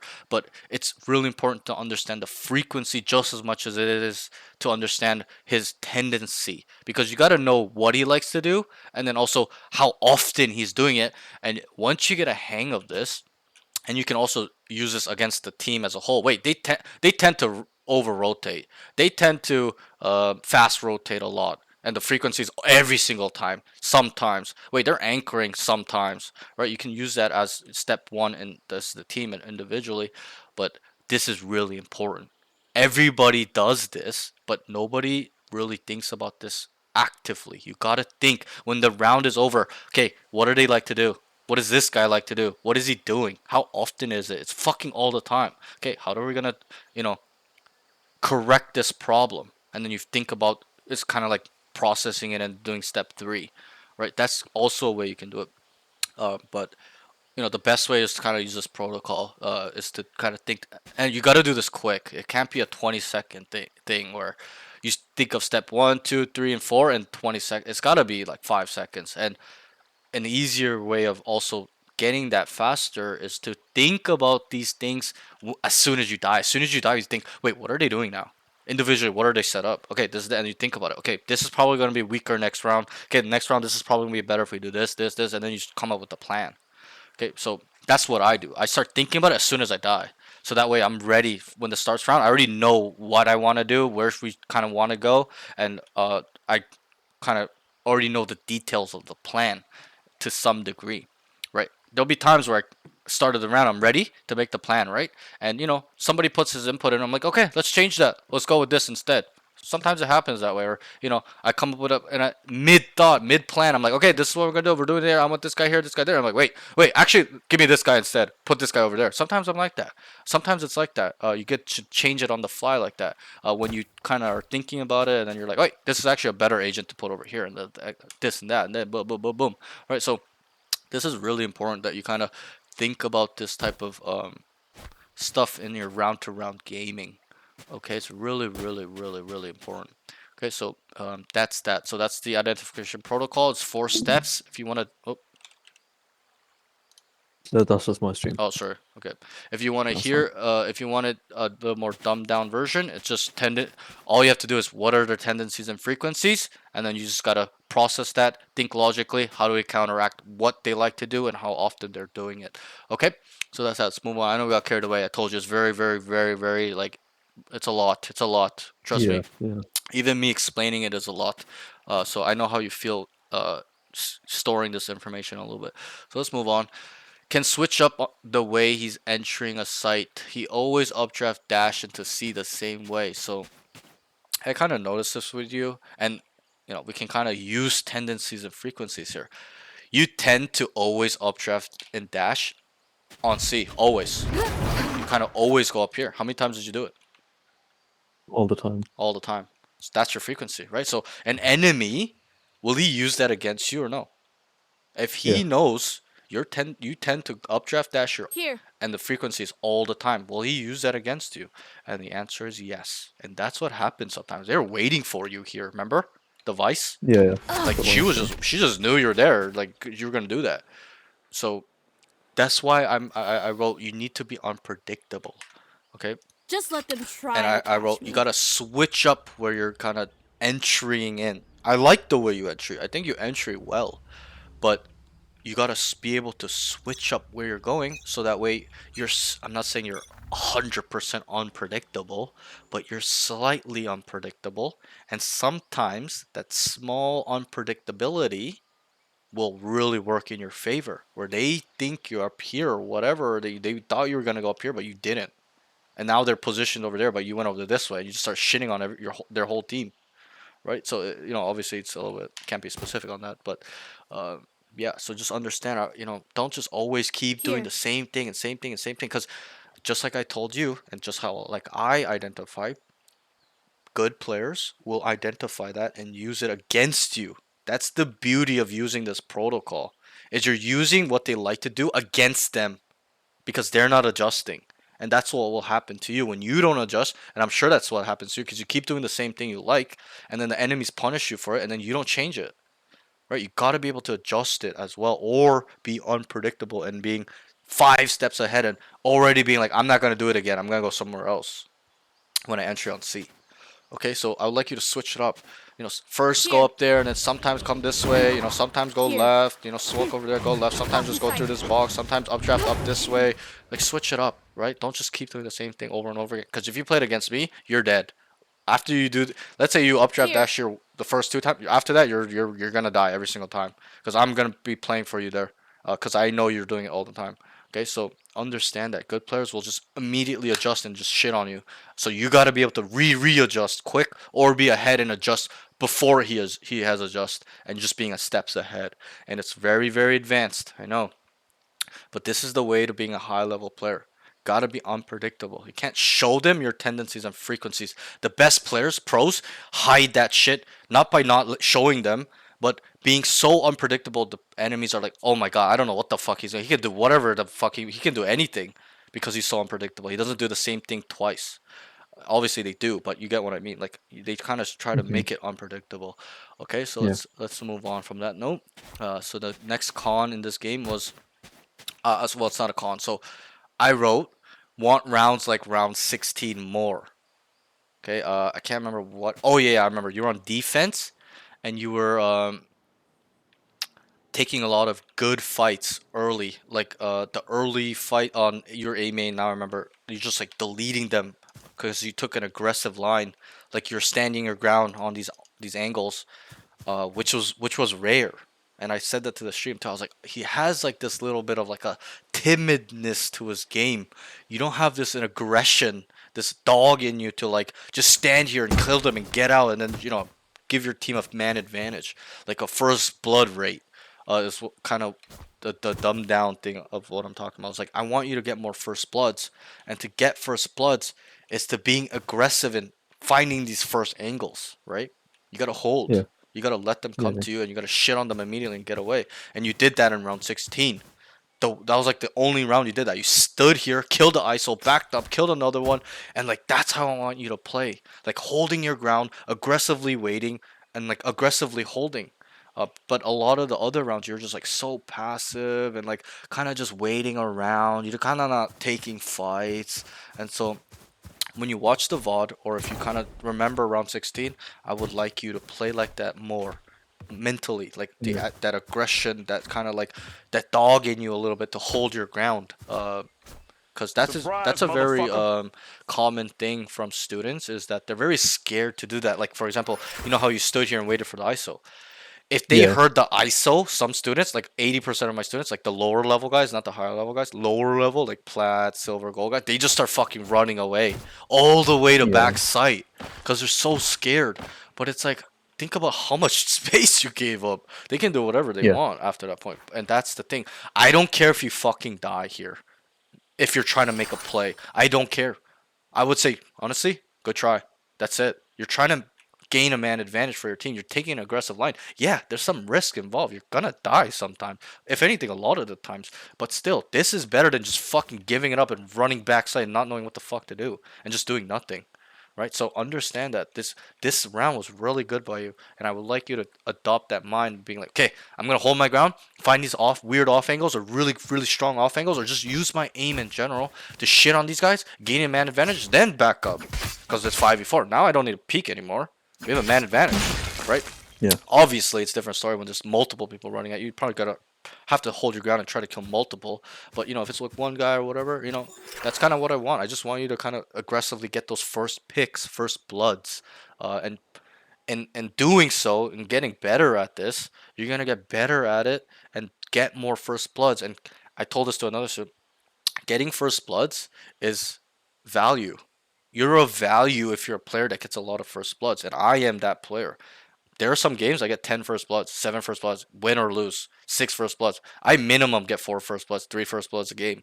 So a lot of the times, I make sure I have the most first bloods. I take pride in that. At the end of the game, I want to be top 2 first bloods. I want to make sure I'm getting the most first bloods because there's value in that. If you get the most first bloods, that means you're always, or most of the time, getting the man advantage, no?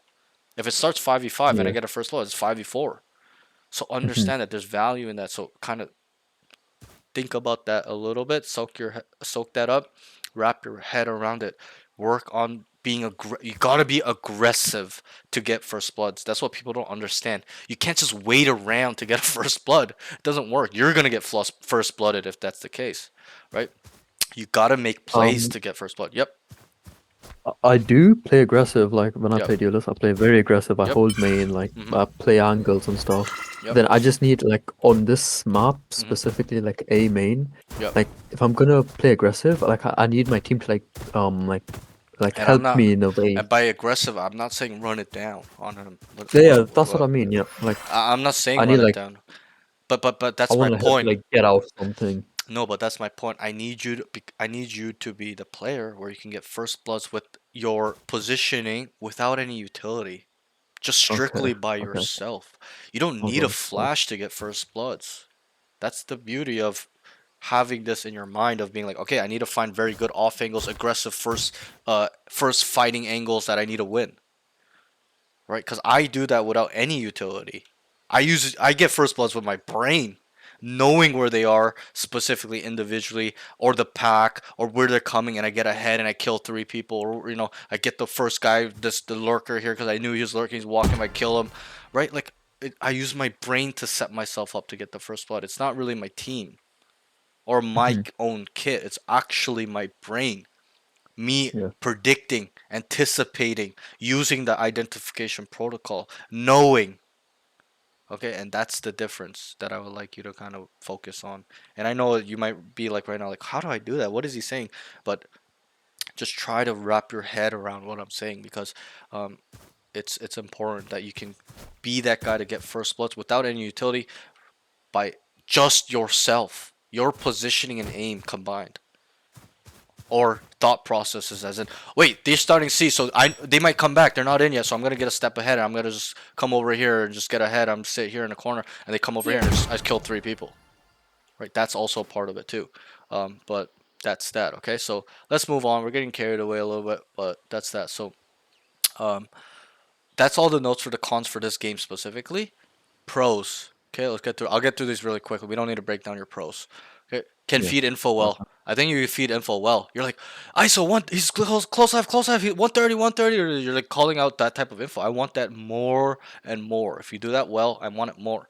Okay, feeding info is really very, very important in this game. I was watching VCT the other day, and the casters were saying, and even though the casters are usually very bad at this stuff, they were right. They're like, the team has too much information. They know too much. I'm like, that's why they're losing. The enemy team just knows too much. They've contained them so much. They take space on them.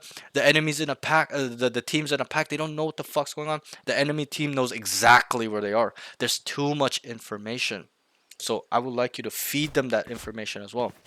Guys, there's 1 on A, 1 C, 1 B. Let's say we're on defense, okay? You see 1 on the minimap, 1A, or your teammate calls it 1A. You see 1 on B, 1B main. Okay, and then there's like 1 C main. You're like, guys, it's a default. You got to be able to not only identify the information, or identify it, but feed that information too. You know it's a default, call it a default. You see, 3 3 A main and 2 B main, automatically it's a B split. They're gonna go through breakable. You gotta call that, guys. It's a split. It's a split. You know, watch it. You know, guys, group up. We need to go. Rotate. There's 4 here, 3 here.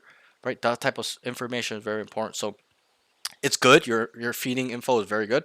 I want it more high level and all the time. Don't forget. Just keep feeding info all the time. I don't care if you sound annoying, you think you're annoying, your teammates think you're annoying. Feeding info at a high level is very, very key, because if you do that well and it's accurate, like every time you call something, it's true. The teammates, will they listen to you or not listen to you? They will. Yeah. They will listen to you. Trust me, through my subjective experience, and it's objective too, because it happens to a lot of people. But subjectively, in my experience, they'll listen to you if you're accurate.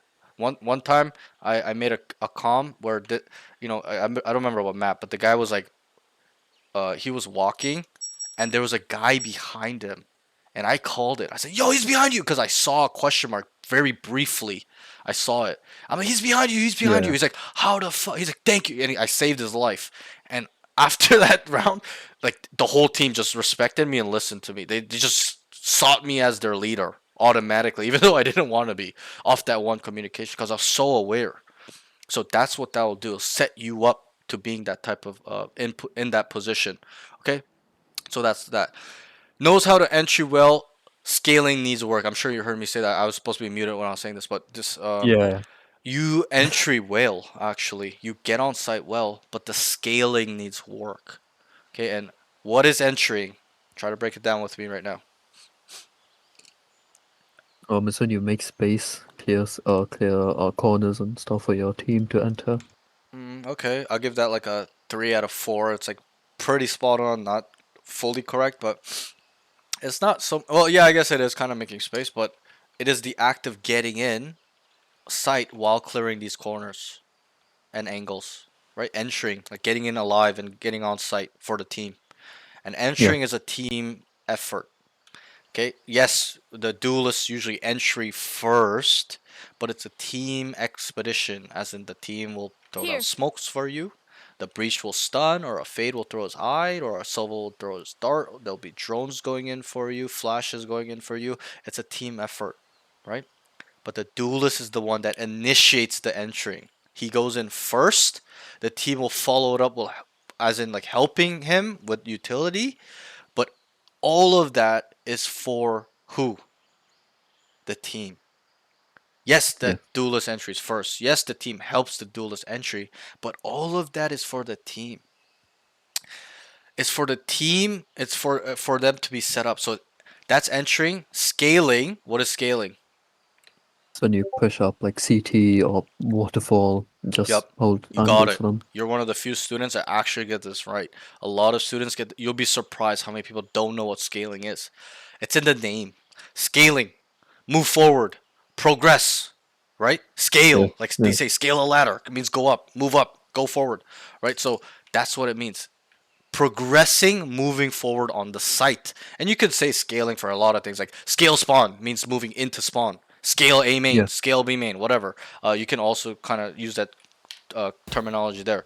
But when we mean in terms of entering and scaling a site, slightly, well, it's very similar, but it's kind of the same, pretty much the same thing. But when we enter, we get on site, we get the team effort, the smokes are going down, flashes, etc., stuns, drones, whatever the fuck, you're dashing in, whatever. And then we got to scale hard. And my hard doesn't mean run it down with your knife and just, like that's hard. Like, yeah, but hard as in effectively, efficiently is my definition of hard in terms of scaling. So that means going here quickly and efficiently, making sure it's clear, telling your team it's clear, and then now we are assessing whether we can go into spawn. And I'll touch on this now. Okay.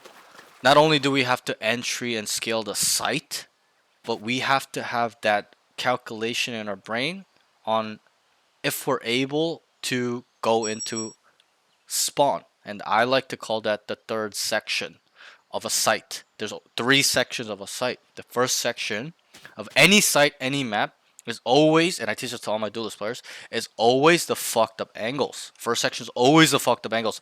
Angles where they can hold you from. Right up here, right up there. Crossfires, left, right, pillar, angle, up from, right up there. You know how they hold you from there sometimes? right? Like those fucked up angles. Okay, that's the first section because you got to entry going in. You got to clear all these angles. You know how when you entry, you just kind of like always looking around all these angles in the corners so you don't get shot in the back of the head, right? That's the first yeah. section.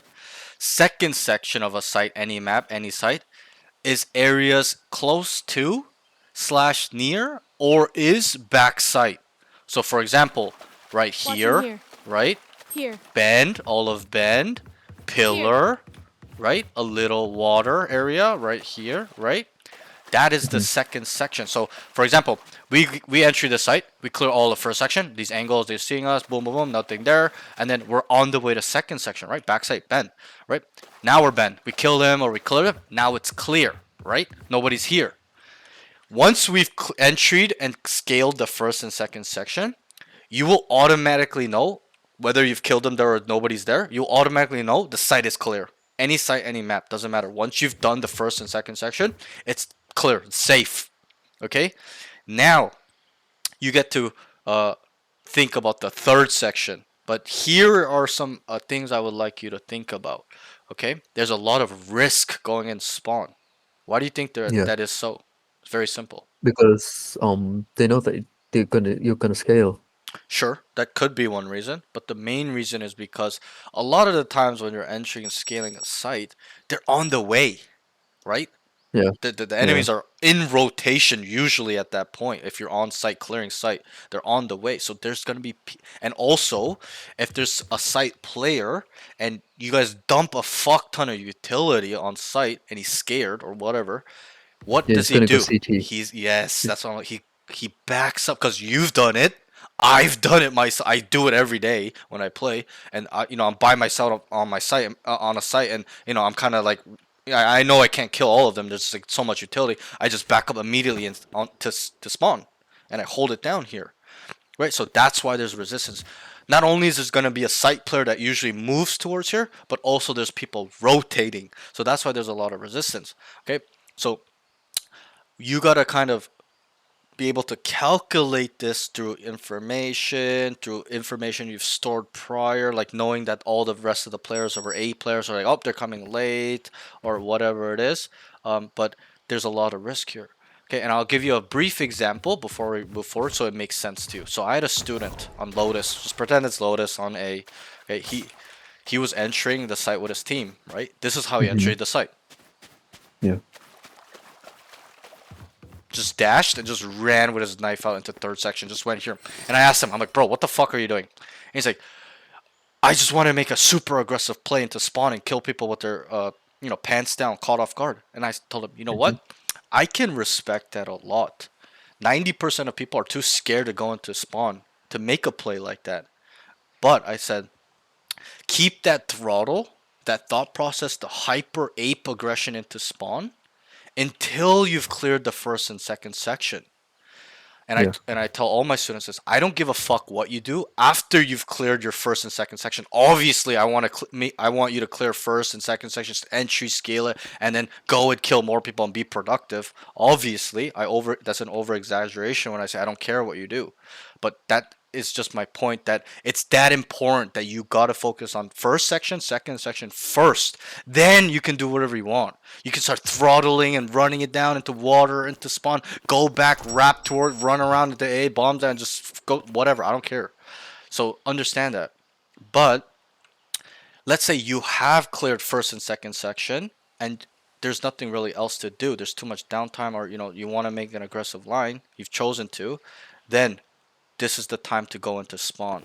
But understand there's a lot of risk involved. You got to calculate that. You got to manage that risk. And also there's one last thing. Okay. These fights in spawn in the third section weigh a fuck ton. Okay. And I'll give you some examples. There are some times you go in this third section as a duelist or whatever. You're scaling because you've done section 1 and 2. Right. Because you want to make a play, aggressive play. And you kill 2 to 3 people. Right. You kill 2 to 3 people. What are the chances you win that round? When you come in here, kill 2 people, 3 people with their pants down. Is it very likely or not likely? Very likely. Very likely. You come into here, third section, and you die. You don't get a kill. You just immediately feed. How likely is it for the defenders to use that momentum and really start flooding out and fucking shit up? Is it likely or not likely?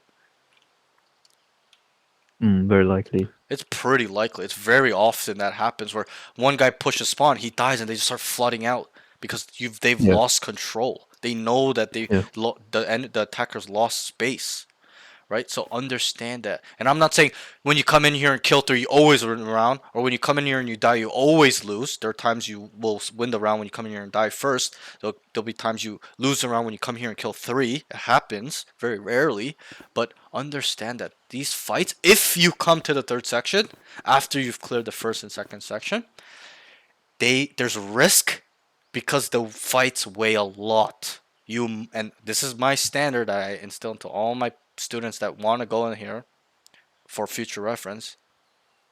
You must win these fights. That's my standard. You gotta win. There's no fucking exception, because they're gonna use that against you when you lose, when you die here. Obviously, there's times where it's a little bit unlucky. You come in here, you fight, and the 3 people swing at the same time. But still, there's no you gotta kill 1 at least, right? So just understand that. So if you are to choose to come to the third section, really understand that it's really important that you win these fights.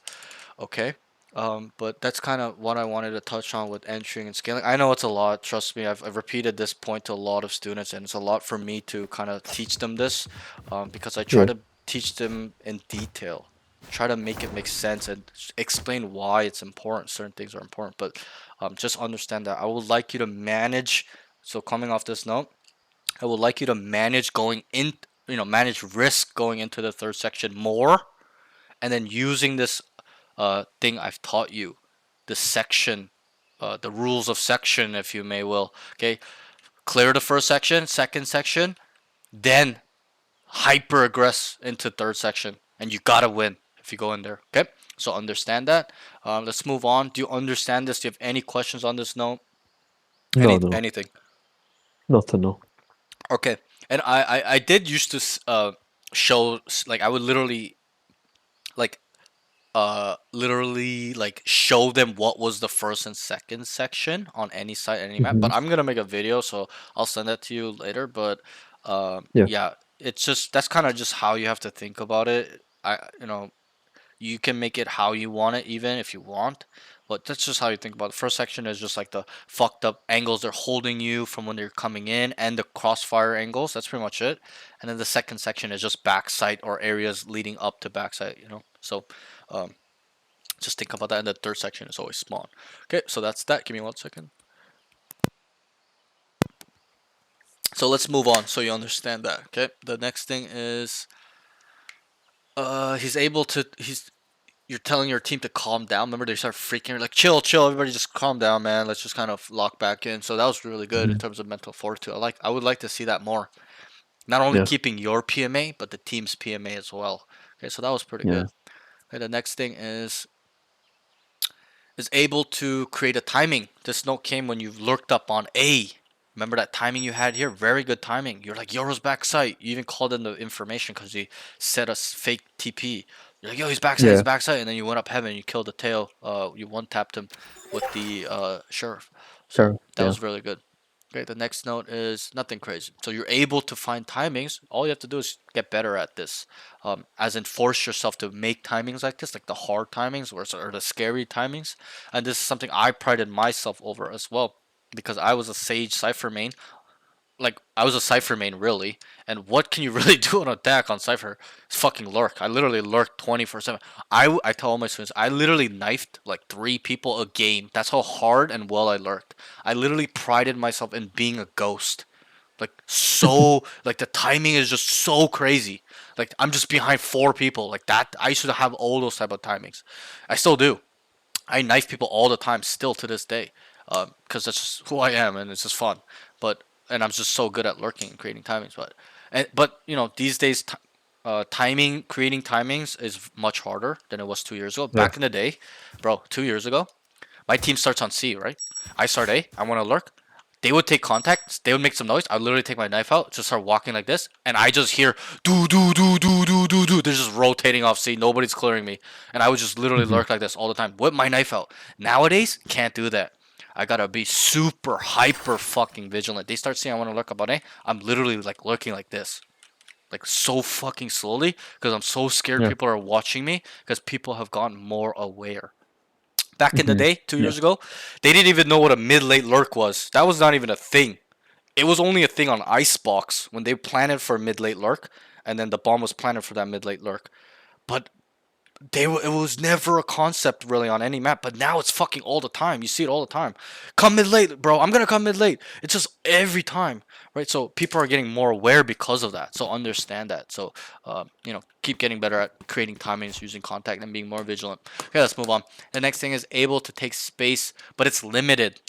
So this is a defensive note. You were taking spaces one round. Remember, you took the space here and you died on C when 3 people came back to you. You crossed the wall. Yeah. ISO right here. But I wrote it's limited as in you weren't doing it too often, and I would like it all the time. Not all the time. I shouldn't say all the time. I would like it often, most Yeah. of the time when you can or can get away with it. And I'll tell you 2 tips right now to help you. The first tip I do is I listen. So for example, if I want to take space on A, right? What I do is I listen. I first 3 seconds is just any noise. I listen for any noise, any missed footstep, any utility being pulled out, whatever. I listen. Okay, if there's nothing there, then I vigilantly start clearing my corners. And the keyword is vigilantly. You got to make sure they're not walking up on you. Right, so I got to vigilantly walk, and I start walking up, and I keep looking at the mini map to see what's going on across the map. Okay. The second thing I do is if I feel like they're going A, okay, I'm like, they're gonna go A this round. They went C 5 rounds in a row and they lost. They're not gonna do it anymore. It's not working for them. I start on that side where they're not gonna go, and I immediately listen and then walk down. Okay, and I'll show you how. So they're going A, right? Let's say they even start A. So I listen, right? And there's no noise. That confirms to my beliefs what I was thinking. They're going A. I know they're not going C anymore, so then I start immediately walking. And then let's say they're going kind of fast, I'll run too. But those are 2 tips you can do. Is first one is to listen, and then vigilantly clear, and then make sure, and then start walking down. And then the second one is to kind of make a calculated guess. I think they're going C. I'm gonna walk down A, and then listen, and then walk down. Stuff like that. Okay, so that's that. The next thing is pros. Honestly, I think your crosshair placement is really good. And I'll touch on this now. You told me that your aim sucks. I said this on stream. Honestly, I don't think it's bad. I think it's quite good. Your aim is one of your strongest traits. I didn't really have a problem with your aim. The way you're shooting, the way you're killing people. You're not really whiffing too much. You're deleting them. Like, it was not so bad. But this is a very common thing with a lot of students. The issue is not aim. The issue is usually a lot of things involved, which is game sense, movement and positioning, utility usage, communication. So Yeah. with you, I think your communication and your aim is quite strong, and also your positioning is quite strong. It's definitely more the game sense, more the situational awareness. What should I do in this moment in time? Post plant, pre plant, 3v2, 1v2, 1v5. You kind of get lost in that sense. But this will come with time. You just have to play more. But not only play more, you have to think about these things a little bit more too. You got to think in depth now. If you really want to be a high level player, you got to break down your thought processes as well. And not only what's going on in the game, and like, the protocol I taught you. But you got to kind of think more deeply about every action, everything you can pick up on, every detail you can use, right? Like a specific one is like me when I play Lotus and they don't fight for A. What do you think I tell my team? Or flanking. No, I just tell them to fucking run it down on Oh, A because they've given us the space, right? And it's that small detail of them not fighting for it. And I know it's a very small detail. Most people cannot pick up on this, but that detail of they're not putting resistance on this fight shows that they're not really fighting for it. So that to me is an indicator to tell me to take it. Right, so like a little bit of this stuff, but I'm getting carried away. But that's all your notes. Let's play one more game. I know we took a little bit longer, so we probably won't have enough time for a third game. But let's play a second game, and I would like you Okay. to focus on some of the stuff for this upcoming game.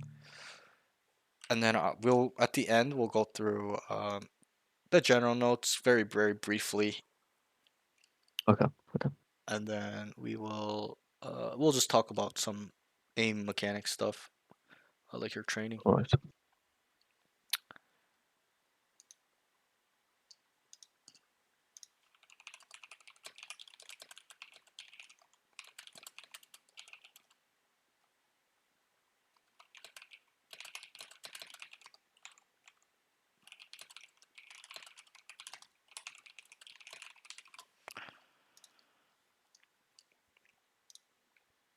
So this game as well, we'll be talking. So I'll help you adjust in real time in between rounds. I'll ask you questions. Hey, what'd you do wrong? What could you have done better?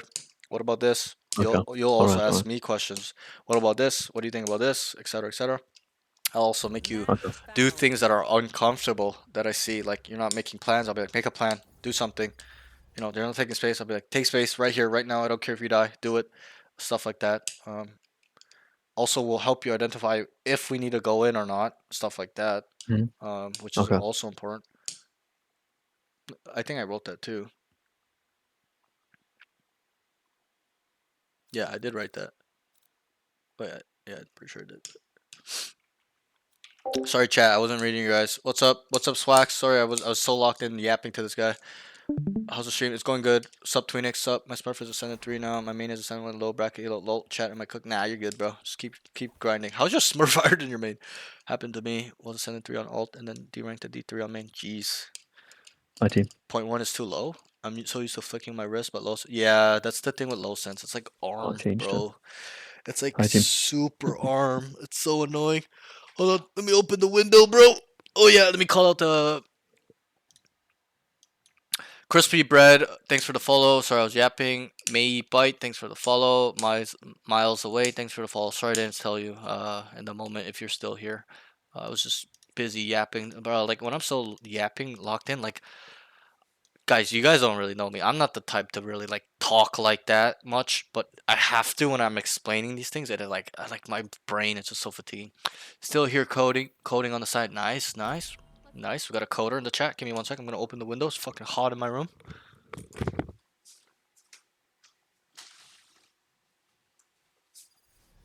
Guys, the weather is beautiful today. It is sunny. It is absolutely gorgeous. I might get some fresh air after this session quickly. Okay, so I'll sum it up a little bit. I would like you to kind of work on this protocol I taught you. Know what they like to do, how they do it, and then how often they're doing it, and then find solutions to that. That's the dumbed down version, right? The protocol, and then that you're entering well. Keep smoking and dashing where you want. Let's just start switching it up a little bit. Don't just keep doing it on the same spot. If it's working, you can keep doing it. But if it's not working, you're probably gonna need to switch it up. And then also, let's work on our scaling. So now you entry well. Let's scale hard, and then decide if we need to go to third section if need be, or need to make a high risk, high reward play in like a 2v4, 1v5, whatever, 1v3. It's because that's usually what you need to do in those situations. And that's what I'd like you to focus on. Okay. Okay. No charges left. Hey, Lotte. 55 Sage, 46 Phoenix. So this round, I really like that angle you took initially. Remember how we talked about like those first Yeah, fighting pretty angles? aggressive. That was Yeah. a nice angle. I like that. Okay, little bit of a whiff when I Let's think get a- about it, because you were moving before you wanted to leave, right? Yeah. Your body was telling you get out of here Put back. because you saw two people. But you have to just Nice. still have a Nice, little, good. have your chest up a little bit there, like live or die. Just hold your ground there and try to kill one as best as possible. Because you're moving while you're Yeah. shooting. That's kind of why you didn't hit that headshot. You got a little tad scared. I was also a bit scared of the Yeah, stun. yeah, Like, I was yeah, gonna for get sure. stunned. Yep. Is he coming back? Could be a remake. Oh, okay, it's remake. Unlucky. Oh, jeez. Too easy.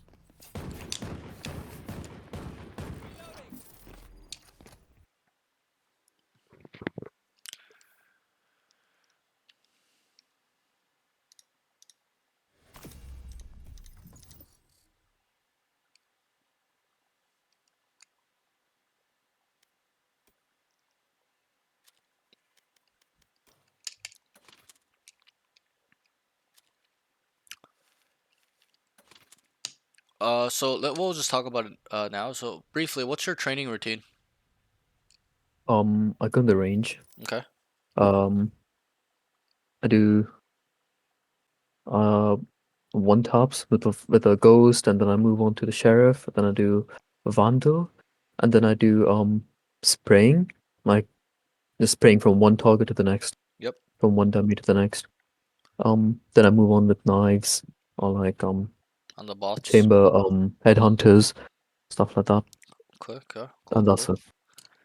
No aim labs or Kovacs? No. Are you willing to? Yeah. Okay. I have tried aim labs Gotcha. before. Do you have Kovacs or Like a no? bit. No, I don't. Okay. No. So I would recommend Kovacs. The only downside with Kovacs is that it's paid. It's $10. So I mean, it's not that Yeah, I know. expensive. But if you can afford it, I would suggest you get it. If you Okay, cannot, yeah. Aim Labs is just as good. Slightly not as good, but still pretty good. I used both. Like, I used Aim Labs when I first went to Immortal and Immortal 3. And then when I Mhm. quit and came back, I was washed. So Aim Labs wasn't doing it for me. So a buddy of mine showed me Kovacs, and it just completely changed my game. And that's why I tell all my students to do Kovacs, because I can send them the playlist that made me in Immortal 3. It'll make you into Immortal 3 too. If it makes me into, I'm not even that talented mechanically. So I was in the category where I was all brain, no aim. So I built my aim from the ground up, but that playlist is definitely like gold. So like gold as in it's valuable. So if you want that, Yeah. get it. Okay. If you don't, I can also just give you the aim labs routine I did that got me to Immortal and Immortal 3 the first time in episode 3 and 4. So I can share you those. And then yeah, we'll talk more about it at the end after this game.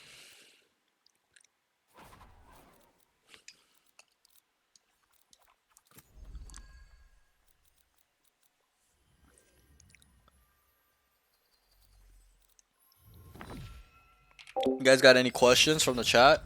Anything? Well, there's some downtime. Guys, I'm losing my like. I don't know why. I feel kind of a little bit tired. I think it's because I slept. So like, bro, what a failed 24-hour stream. I literally started at like. I started at 12 and I ended at 8. I did an 8-hour stream when I was supposed to be 24 hours. I should be up right now.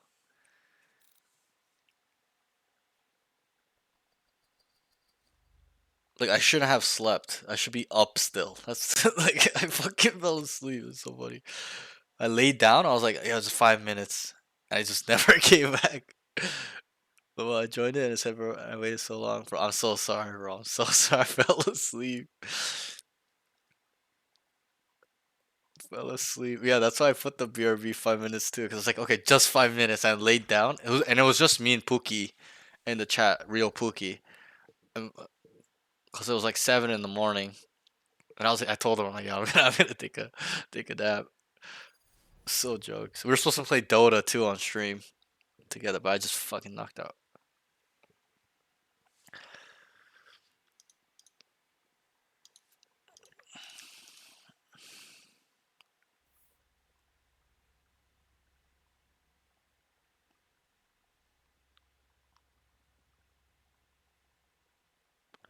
I have Kovacs, but I feel like I just can't find a decent playlist. I feel like it's helping a lot. I don't really know what to look for in the playlist. Well, my bait, this is your lucky day. I will give you the recipe to being an Immortal 3 player. Hi, team. Do this playlist once a day properly. You will become Immortal 3, trust me. Type aim. And it's called Pure G Training. There's 2 playlists. There's No, training and a warm up. push speed. Just do Pure G Training because it's 3 times per exercise. The warm up is just 1 time per exercise. What? But if you master them, and you gotta make Yeah. sure you're doing it properly. Don't just go through the motion No, of doing no, it. You that's gotta fine, that's fine. go no slow, point work breaking it on with mouse classic. control, work on precision, like really focus on those. I forgot Go about the slowly, colors. master Oh, the shit. technique. It'll come into fruition, trust me. You don't know how many students I give them this playlist. They're like, bro, it's changing my aim. and it's objective. It's not even subjective, like their experience only. One close right, one close right. It changes everybody's aim. Even mine. It 78 made me Sage. Immortal 3. Like think Reyna about that. backside. And I'm dog shit. Like think about that. So what could we have done a little bit better in this round? Oh wait, you're playing Clove. Yeah. Oh, okay, okay. I thought you were Jet for a second. Yeah, No. that's fine, that's fine. Smokes were good. The placements were good. Like Heaven spawned there, that was good. Yeah. Thank you. I think you could have probably let your duelist come out first. And then you trade them. And that's the beauty of playing non-duelist roles. Like you get to soft bait a little bit, you know? Like you can send them Yeah, in yeah, first I and get you can kind of just like kind of trade them. Because that's their role, right? So Yeah. you can like soft bait in that sense. That's kind of what I do. I'm not taking a hard bait, but you know, let them go in and then you just trade them. Stuff like that. He isn't lying. Swax knows. A lot of my students know. The one backside. Thank you. No One worries. backside. Get back to me. Let me know how it goes. Make sure though Push heaven, push heaven. you focus on the mouse control, like going slow, the technique, precision. That is the key. Nice try. Making sure you're shooting the dots in the middle, right? Like precision. All about precision. Okay? And then let me know how it goes. I've gone to Silver 2, but this has been my first FPS game, and sometimes I get Alpha, get you on pushed and mid, do really did well. Sage wall Others, it? my aim is just dog water. Yeah, you're just inconsistent with your aim. Because, Alpha. you know, What? just not Did consistent. Sage wall mid? The You don't first have round a that you pushed. consistent routine. No. You know that thing going on Oh, right okay. now? Everyone's like, my life's consistent. You know that shit going on? Like, that's literally what it's gotta Okay, be. okay, Like, your okay. life's gotta be Can you consistent. just Like, look up you gotta mid, work out, like, you gotta late? eat well, you gotta Cast sleep, someone you near gotta rotate. fucking train, you gotta play, you gotta, you know, Okay. take care of your responsibility. Like, you gotta have a balanced life. I got placed Iron 3 and Ep2, now in Ascendant. Ooh, nice. What's up, rounds? Toka Niga. Gekko, come back. Gekko, come back. Thanks Gekko, for the don't go follow. inside alone. Hey, it's in his name, boys. It's in his name. I'm just reading the teleprompter. Elbow, nice. Toka Nigga. Still on B. One heaven, one heaven. Not saying the N word. It's like Ryan Higa. It's like Nigga Higa. It's just his name. Okay. I'm going to rough. I'm going heaven. Yep. Hands up. Hands up, everybody. Okay, I gotta focus on this. I need to track the chat a little bit. Look, heaven. Wait. Don't push. There's two screens, one heaven. The one on Cypher's heaven is timing. mine. So I don't mind that positioning. What do you think could have been a Yeah. better positioning? Playing on side, I think. No. Or I think that area playing was four. good, but so I'll help you in that. Oh my God! What did I just watch? Oh, unlucky. Oh, we got it. It's fine. Okay. Okay, but where you where's a slightly better spot, in my opinion. Main. Over here. Oh, This side. Yeah, that side. That's the answer I'm looking for. The opposite side of where you're looking. We need to do an echo. Okay. It's slightly better. Why do you think that is? Was. I'll just tell you to save time. It's so that way we can see people walk, you know, coming out on site as well as keeping an eye on ramp. You can look ramp and screens and people coming down from heaven, right? Yeah. If you slightly move to the right a little bit, obviously. If you sit in the corner, you can't. But that's why that spot is slightly better than where you were It's overdrawing from ramps.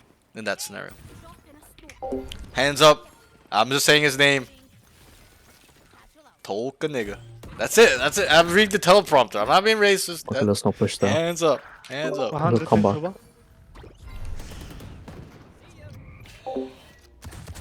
A lot of you guys might not know, but I'm actually N-word certified. Like, I went to inner city school, so like, I went with like a lot of, you know, a lot of 110.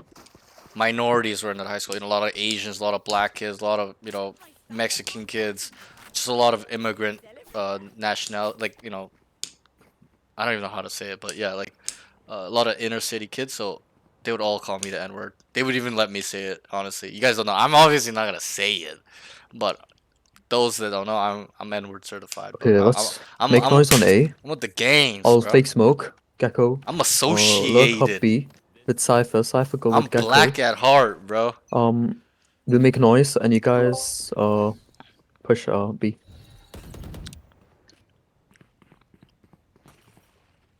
Okay, you guys need to go make noise. No peeking. Okay.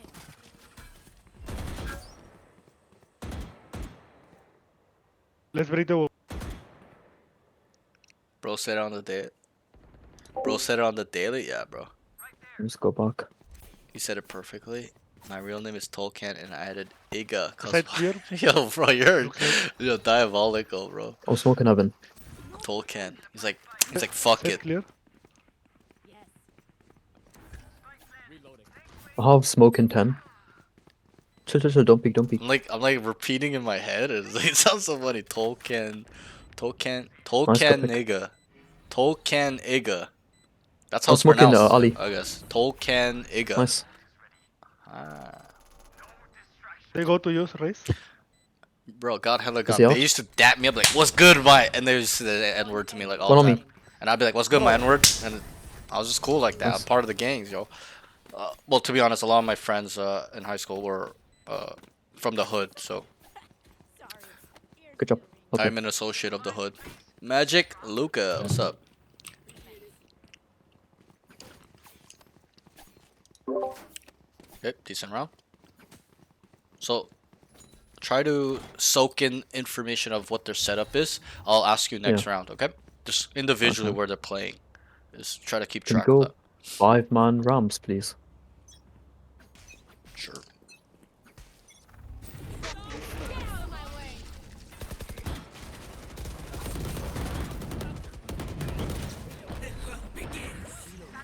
Jet is slow. Go plan. Ooh. 120. Off heaven. Yeah, sure.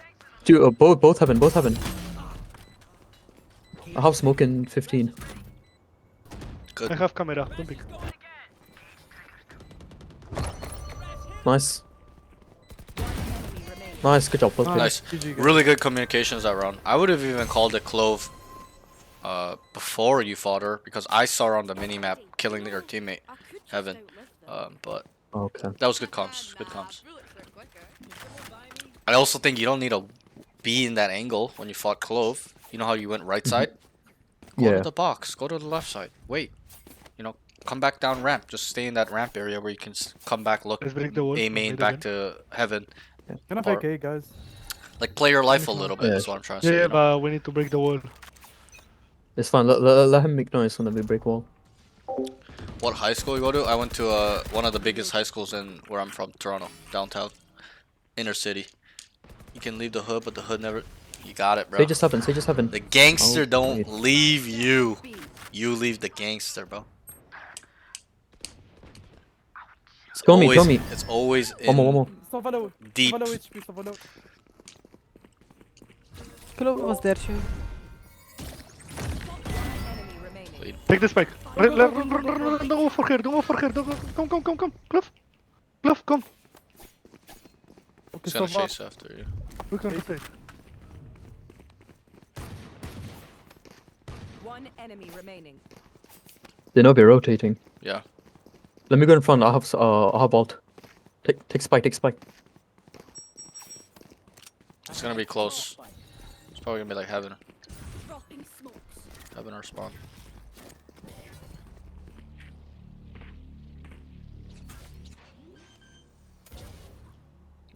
Player standing. Sovalo. It's Rams. Heaven. Heaven. He's running away. Little pussy. Oh shit, I'm in Toronto too. Yeah, Player really? standing. Nice. I'll smoke in 10. Really? I didn't know that. Interesting. Where are you from? Which part of Toronto, bro? Oh, Bro, that is the Okay. craziest chalk dart. Unlucky. My bad. So there, you could have also even opted to do what? When you were like, wait, he knows we're rotating A. What could you have done? Could have just faked the rotate, gone back B. Yeah, that's what I'm looking for. You should just went back B because he would have ran towards A, and this is like a little bit more of an advanced way of looking at the game, which you have. That's very strong. Not a lot of students have this, especially in Plat, where you're thinking about what they're thinking or they know. It's really good, but you gotta use that a little bit better, execute it a little Yeah. bit better. Thought process was really good, 10 out of 10. Execution was like a 6 out of 10. Gotta get that up. Should have been like, let's go back, let's go back. He's rotating A, right? It would have been free. Okay. Jaden Fitch, you're not from Jaden Fitch, bruh. You a hood man. You're literally you're from the hood if you're from Jaden Finch, bruh. What are you, north side, south side? Clover's here. Driftwood? Oh my god. We got a thug in the chat, boys. We got a gangster. South side. That's what I'm talking about. Pushing you, pushing. A lot of my boys are from Region or PO. I have some boys from Jaden Finch too, actually. Player standing. Or like Rexdale area. Strike down mid. Any info? So what with mid vent? That's the thing with being an athlete. Like in high school, like all the like hood guys, like you become friends with them because they're all athletes. All the hood guys are athletes for some reason. If I may, I'll go in first. Thin out there now. Okay, so what can we kind of take away? What's our setup? Safe. Well, Sage is mid, but then she goes tower. Got Clove on A. I missed it enough smokes B. Soba plays ramps because he always drones. Reyna, I'm not sure. Reyna's Don't like see her. he's like on B. Reyna's on B.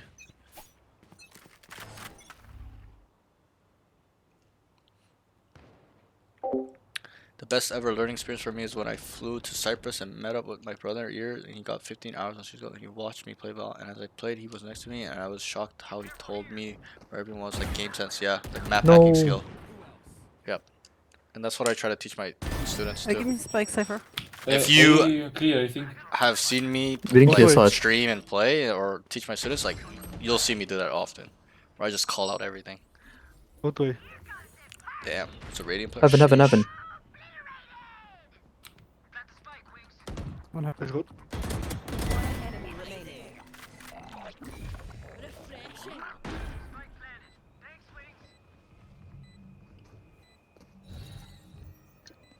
No peeking. Here. Chill. Dropping a smoke. Nice. Nice. Okay, good run. Then commit. So keep focusing on some, thinking on what they're doing and what we could do, stuff like that. You can always like, Yeah. try things out too. It's not just always answer solutions. Go, hey, Yeah. let's do this round. Might work, might not work, stuff like that. Let's 4-man push mid, break wall, and Cypher look up mid. I mean, B main. Good. If he doesn't Cypher listen, gonna look. all good. Cypher. That's fine. Iso does it. Iso does Yeah, it. but break the wall. Okay. One main. Don't come B. Wait for smoke. Just one in the slow, by the Okay. way.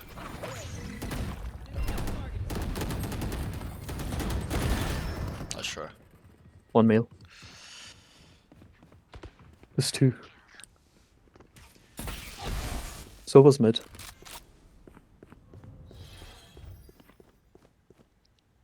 Last player standing.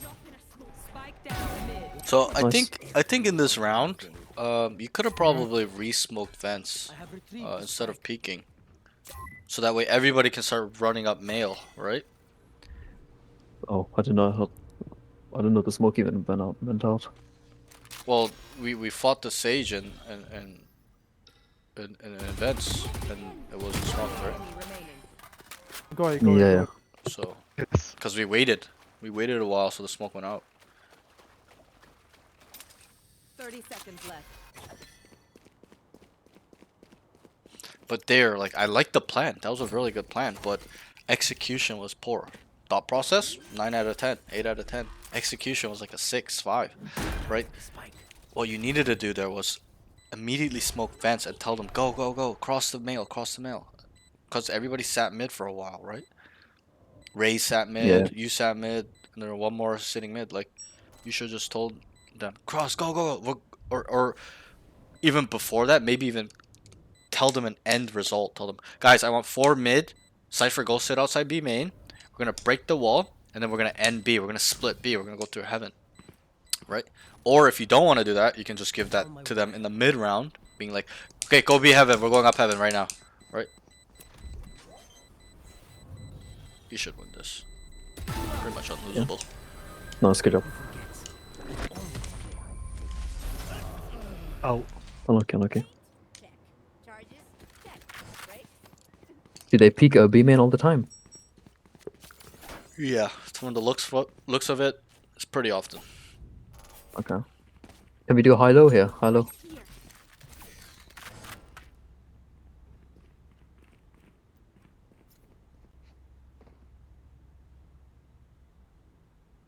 I will find you.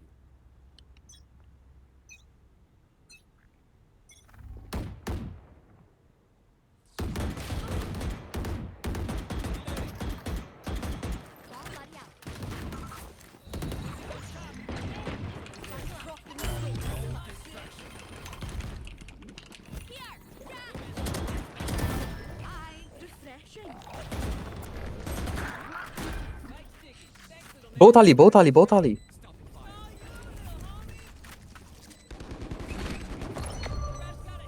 Enemy remaining. No, come in now. Let's go. Go, go.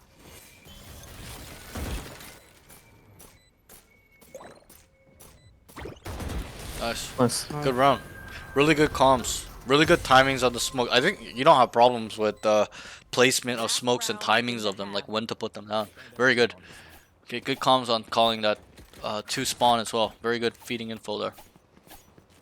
Yeah, thank you.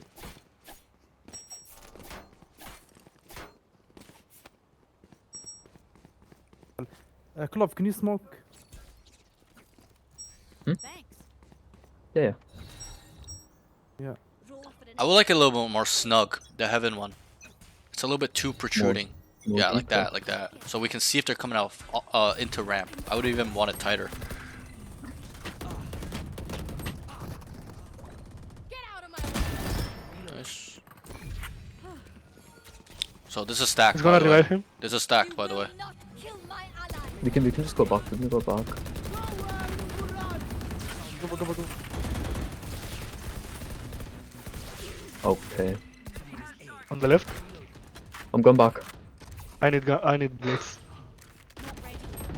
Just go. I don't have Leave. Just leave. Player standing. They're literally all there. The Reyna could be mid, but they're pretty much all there. Yeah, that's the Reyna. Coming up heaven. Drop in a smoke.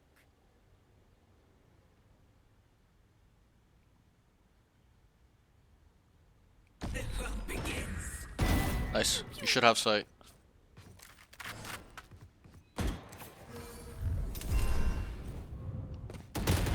Came out Oh. spawn already. Yeah. So yeah, there was a hesitation there. You're like, I'm leaving, and you came back while they're Switching dying. sides. Should just ran through mid. Vibe check, you feeling good? Hope so. Because this is something I noticed with a lot of the lower level students. Not you, but them. Like, they'll tell them, let's leave, and then they're waiting for the team. The team's not gonna move if you do that. You have to lead by example. Leave. You say it, and then you start running by yourself, knife out, or not knife out, but just running to the other side. They will follow you a lot of the times, especially when you have the Echo, can bomb. you go A? Thank Not you. gonna lie, Yeah, that was go, a go. horrible. I have mid. Yeah, Nice this of you. dude's aim is not bad though. I feel like We he pick on knows mid how to together, predict okay, where Cliff? the enemy. Yeah, Yeah. his aim's pretty good. I told him that. It's more so as like situational awareness, stuff like that he's gotta work. His game sense stuff. Bad.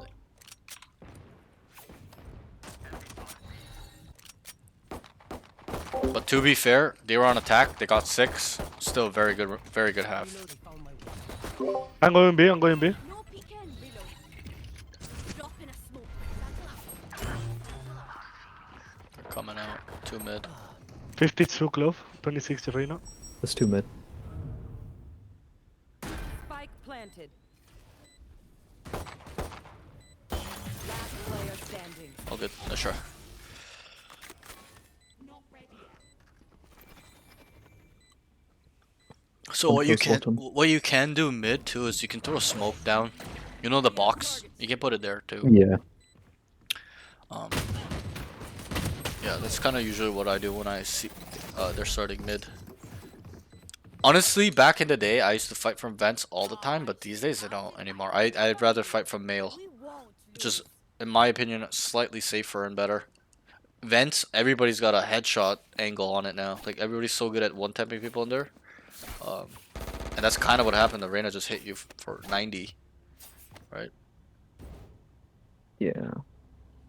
50 or 105. Yeah, I think he hit you for 105 initially. Yeah, and then And then he 50. finished you, yeah. But, you know, like, everybody has a headshot angle Okay. here. Push in A. Go fast. Nice. Nice. I would walk down ramp. Wait.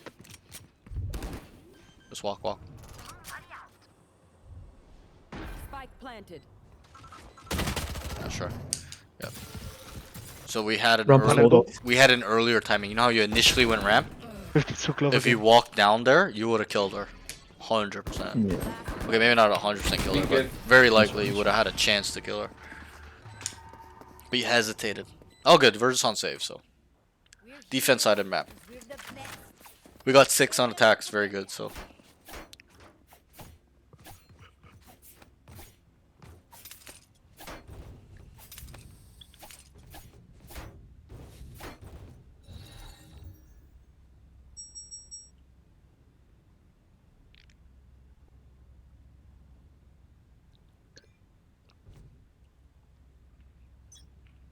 I think you don't do that smoke. Let's pick again. Probably just save it. Yeah, you just. I would smoke ramp as well. I have mid it. They're on side already. Yeah, ramp is walled off. I'm going from the right to move you for the left. Spike planted. Okay. Bridge to... There's over here. One close. Behind the wall, I think.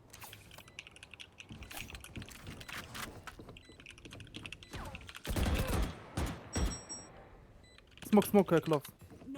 5 seconds, 5 seconds. You should start flooding out now. Start running out. Last player standing. 78 jet. Sure. Oh my god. Yeah, so what do you think the problem there is? Not by you, just the 3 people alive on your team. 3v3 scenario. There's only one guy on site. The rest are all heaven. We're all out of Sure. sight. What I'm looking for is it's just taking too slow, too long to retake.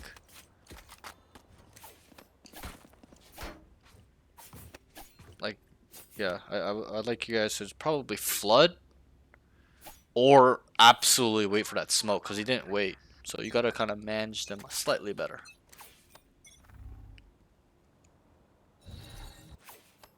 There's some B.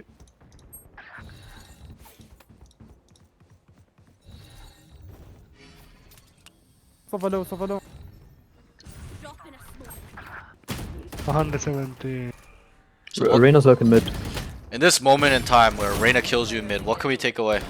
This is a part of our identification protocol where we store this information. Oh, What did she's he- lurking. Yeah, she lurked. So we can confirm this later on. Spike planted. If she keeps doing it, we'll be, oh, yeah, she's a fucking rat. But if she did it one time, it's a Yeah. different story. We're gonna have to just label it as, oh, she just made one play, like here. But from the looks of it, she is playing mid a lot. You know how like she was mid Yeah. the other round, pistol round, like it's like very standard shit from duelists at this level. They just don't know how to entry, so they're just gonna lurk.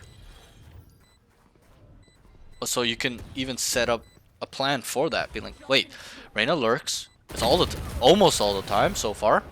Let's set up a play, and that'll be like step 3, which is an adjustment, where you're like, okay, this is what they're doing. Let's do like a 3-man push down mid, 4-man push out, whatever. Let's get mid control, whatever it is. Cypher play A. Cypher play A. Pookie, what's up, bro? Yo, I fell asleep, Pookie. Put I a feel trick for so heaven as well, embarrassed. please. Because Jack. At 7 a.m., I Dash told is you, I'm off. like, I'm gonna Gekko lay down for 5 minutes. I go- just fucking knocked Gekko out. go mail. Tower. Dying like that to a lurker is good because it's I'll highly play likely B. you won't make those mistakes. Yep, I agree. You will learn to always be vigilant in that moment. What? ROA.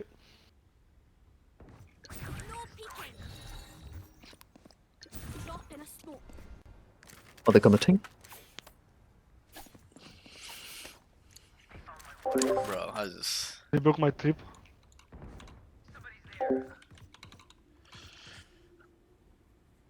Don't pick, let's go.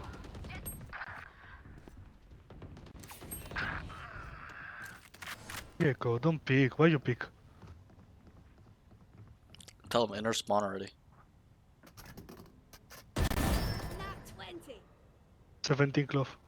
One more heaven. Spike planted. Look at what's your left. Last player Yeah. standing. No bother.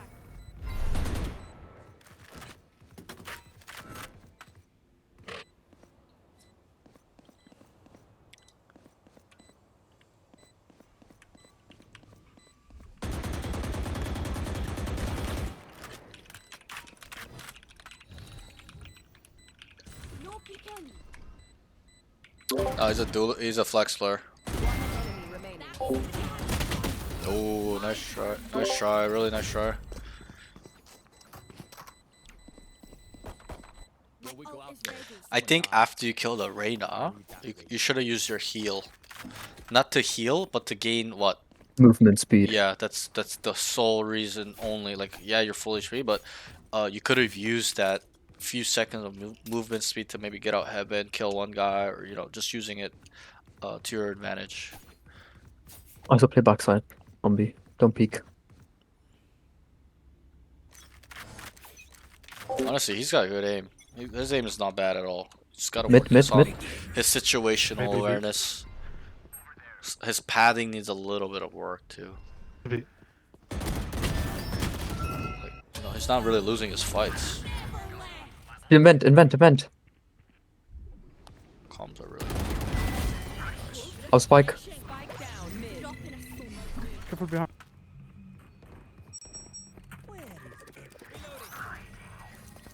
Enemy remaining. Nice. Oh, main. Bro, we used fucking 3 ults for the. Clove, don't pick. I pick with you. Wait. Now? Pick. We'll pick together. Might have crossed right side. Hey, pick with me. Pick with me. Nice. Nice, good round. Really well played. Aim is really nice, bro.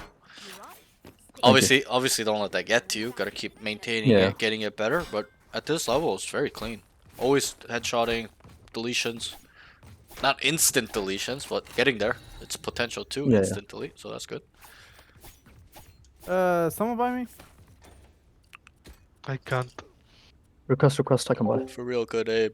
This type of aim can't get you like. Raise Can request. get you, yeah, I agree. Can get you ascended just alone, just aiming like this, like not even thinking about game sets. If you aim like this and like maintain it and improve By it the way- like day to day. Drop in a smoke. No way. Get out of my way. Guys, I'm not gonna lie, I'm a little bit hungry, bro.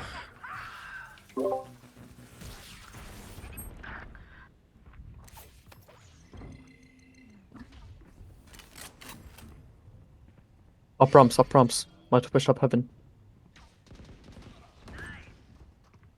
What? One ramps, just ramps. You will not kill my ally. Player standing. Battle axe. Last two. Spike planted. That's one One planner. enemy remaining. Here, catch. Good job, Nice. Clove. Huge. Nope, That nope. was clean round, bro. Thank you. Oh my god. Kill on the jet was really nice. Good pre-fire. Thank you. I think you should have killed her earlier though, when you swung Yeah, at yeah. her. But a little whiff there, but it's fine. You made up for it. It's actually a winnable game. So let's try to lock in. So, what are they doing as a team? What can we get away so far? As a whole, what's their style? Either they full rush aside, Yeah. or they have one guy lurking, but they've never Right, right. faked. So we'll just sum it up. Generally, they're kind of running it down and they have some presence mid. That's how we can look at Yeah. it. Sometimes they do not put any mid. Sometimes there's some, but I also usually play with Cypher. they tend to just run it where they want to What? go. Like they're probably gonna go B. Here. VV. Smoke mid. They might push up mid. Yeah, very likely. By the way. Drop in a smoke. Yep, you hear the market, right? One Yep. mid. One close. There's like 2 mid. Yes. They're going to main. They just Going waiting back I for have more my smoke. camera. Don't look mid. Don't look mid. Clove, I have my camera. Clove, go help your Look teammates, B main, man. look B main, look B Come main. in. He's telling you look B main. He's got mid, I would run A here. One enemy remaining. Okay, he's last one B main, last one B main. Spike Chill. down B. Not ready yet. He's coming out. He's coming out. He's coming out. He's on site. Level, He's level, on push in, site. push in, push in. Make noise, heaven.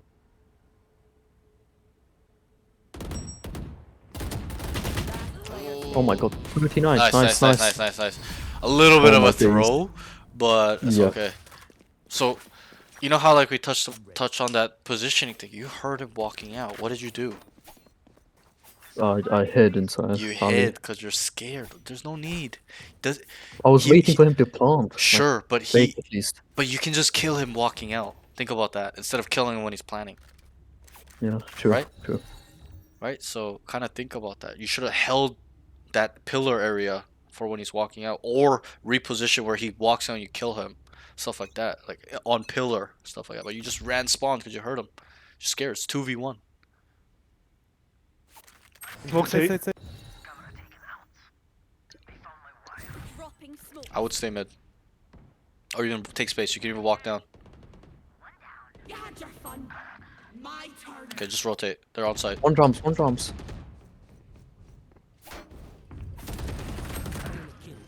Behind you. Look low. Spike planted. Oh, nice Oh my try. god.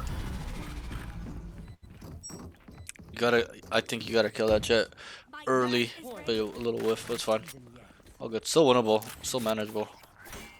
Only down 3 rounds. Cypher, can you put a trip for He got- rafters over here and not peek? Let me read the chat a bit. This type of What? Go to the McDonald's in your base. Put a trip for Oh, rafters got- because he dashes, updraft, Screenshots. dashes. Yeah, into it's his first heaven. session. He's a avid Twitch watcher. Those that are on Twitch will know who he is. He's Wavy45 on Twitch. Waiting for the plant gives him way too much space. Yep, but work with it if he doesn't tell us that first plan. Yep. Well, it's just like more efficient to just kill him walking out than killing him when he's planting the bomb, because you give him a chance if you let him plant, right? So let's walk down through sewer all the way. And then tell them, I have a flank, guys. I'm flanking. Chill, Yeah, chill. so it makes them chill. Just keep going, just commit aggressively. They're coming out, that's why. Just get ready here.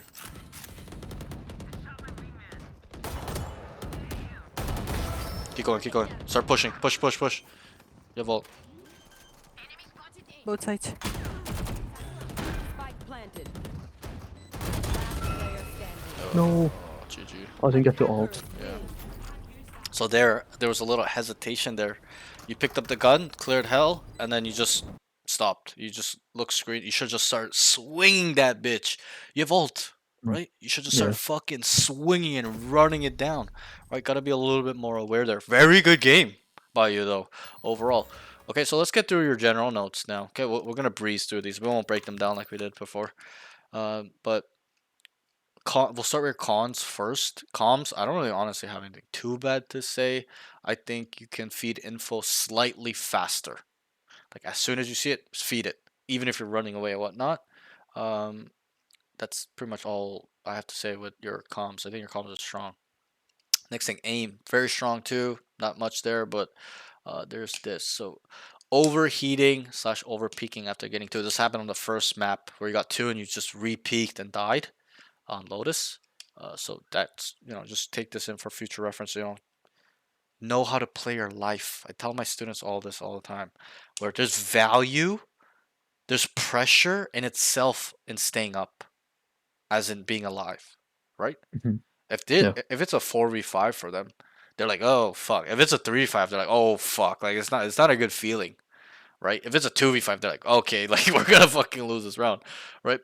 So understand that there's pressure in that in itself by just staying up in man advantage or keeping your number up, So kind of understand that.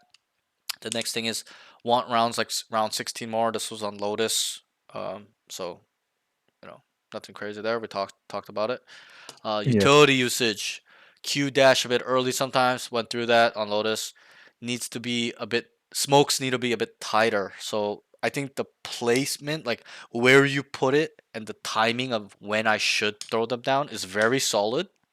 But I think it could be a little bit tighter, like on Heaven, Spawn, sometimes on B, it was a little bit protruding. Keep it tight, keep it nice and snug So that way we don't give them space. As a smokes agent, I'll touch on this now. Mhm. You have to understand your smokes dictate where they go on attack.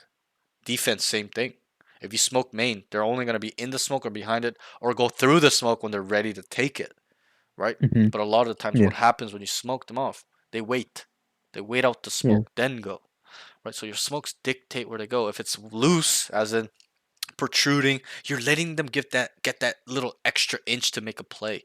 Keep it tight so that way you guys know exactly if they're out on rafters or not. You don't know. Even when I told you keep it tight on heaven, it was still protruding where the guy could be half out on ramps. You wouldn't know, and you could just kill everybody, just peek out, right? So keep it tight so we know exactly if they're out or not on on rafters. Sorry. Okay. That's that. Okay, so keep them tight, nice and snug. Next note is needs to use ult more aggressively to get on site. So that last round was a similar scenario, but this note came prior. But bro, like just run it in, right? You guys had that round in the bag. It was a very good flank. Just little poor execution there in that scenario. Gotta be situationally aware. 3v2, they're both on site. I have ult. Start yelling at your team. I have ult. I have ult. Let me run in. Let me run in. Let me play. Let me play. And they'll come follow you. And they'll let you die or take fights first. But they took fights first, and you couldn't even get the ult off and lost the game. Right? That Yeah. game was very manageable. As in, we should have won that game. If we put in a little, like, thought about or kind of just did things slightly better. I think you played really well, but still, that's that. Okay, so understand the situational awareness with their ult, stuff like that. The next thing is you should use heal for movement speed boost in that scenario specifically. We talked about it. You know, you didn't heal, you died anyways. If you healed, maybe it would have helped you get out and at least give you a chance to win the round. And it wouldn't have been match point for them. It would have been almost tie game. So think about that a little bit. Movement slash positioning. The one bad thing I have with your positioning is that you get scared. That's it. 2v1 Okay. on split. Bro, why are you scared? Just hold him. Right? You can even reposition to pillar, let him walk out, and then he plants and then shoot him in the head or whatever. But you have the edge on him in that scenario, right? Does he know where you Mhm. are? No. Okay, we'll give him this too. He may have heard you drop from heaven because you dropped, and the radius was in his radius where he can hear that drop. Yeah. Does he know where you are though? No. After you drop, not really. He doesn't fucking know. If he knows exactly where you are, he's a fucking genius. But very unlikely that he knows exactly where you are on site. He may have a feeling you are there, backside somewhere, doesn't know where. Use that to your advantage. Can be very creative with that too. Go to pillar, let him walk out to default box, and then you go left side new box, and then wrap him, you knife him in the back, right? Stuff like that, right? Like just get creative. So that's kind of the things I would like you to work on. Same thing in Lotus. Just when you kind of forget, think about round 16 on Lotus. You stood your ground, waited, one tapped him, killed him, backed up like a secondary position, killed another one. Right? That's like how I would like you to play. Not all the time, but most of the time having that type of mental where like I'm not scared, I'm holding my ground. I'm gonna fucking one tap him here. Okay, so that's the one issue I have with your position. You get scared, you get timid a little bit. Put your chest up, bro. You're better than these guys. I believe that. You should believe that. If you believe that you're the best player on the team, you should have that confidence to do that to enemy players. Holding your ground and shitting on them. That's it. End of story. Not running away because you're scared. Okay, because they're putting mental dominance on you in that way, right? You got to put mental dominance on him by saying, you want to walk out or run out? I'm here waiting for you. I will kill you every single time. That's how you have to think. Okay? So that's what I would like you to think about in terms of the positioning. Okay. Okay. The next thing is mental slash game sense. Needs to know when to go or leave. Okay, so this was a little bit on Lotus and split. You got to know when to go in or not. Happen on mid on split. You guys are just sitting around.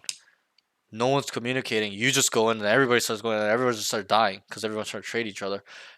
Make like a good mid-round plan. You didn't even make a pre-round plan? Great, whatever. Then make a mid-round plan to say, guys, we're going to take mid control. We're going here. We're doing this. Because this happened yesterday actually with a student too. I said, make a plan. He's like, okay, guys, we're gonna take mid control, and then that was it on Sunset. And I said, bro, you gotta tell them where you're gonna end, or they're just gonna solo wander off and do their own thing and all start feeding and dying. And what do you think happened? He didn't tell them an end result. He just said, we're gonna go top mid and control mid, guys. They're attacking, and it's Sunset. He's like, we're gonna take mid control. He just pings top mid. He's like, we're gonna take it, take control mid. What do you think happened with no end goal and no end location to go or end plan? Could you try to They identify? lost. Yeah, but in what way? What do you think happened individually to his teammates? Like I told him, bro, they're gonna wander off. They're not gonna listen. They're gonna do their own thing. They're not even gonna listen to you. They're just gonna all die and feed. What do you think happened? Exactly that. They literally wandered off, played by themselves, and fed. And they Yeah. lost the round because there was not only a no pre-round plan, end result, like end location, and there was no mid round too. He went mid. They controlled mid, and he said nothing. And they just all started wandering off and playing with their cocks and dying. One guy goes to A, one guy goes through the market door and dies. One went top mid, and then he follows the guy top mid, and they all right. And this is why it's and I told him the same thing. I said, this is why it's really and he's a repeat student. He sees me twice a week, so I'm really hard on him because he wants to be #1 Radiant. But I always told him, this is why we need an end location. At least, minimum, tell them we're going to end A if it's not specific. Right? As in, like, how we're going to end A. Be like, we're going to end A. We're going to do this. We're going to go mid, and then we're going to go through B through heaven. We're going to go mid through vents. Whatever it is. Have an end location or end planned there. Not for you. You know what you kind of want to do. Yeah, you're smart enough to understand that. But your teammates aren't. That's why I teach all my students. Our teammates are going to be fucking retarded a lot of the times. So you're going to have to manage them. Micro them. Tell them what the end thing is. The end plan. Because if you don't, that's what will happen. And that happened on Split a little bit. You fought Vent guy, then the guy swung, the male guy died. The guy swings to trade the raise and he died. Like, it's just a shit show, right?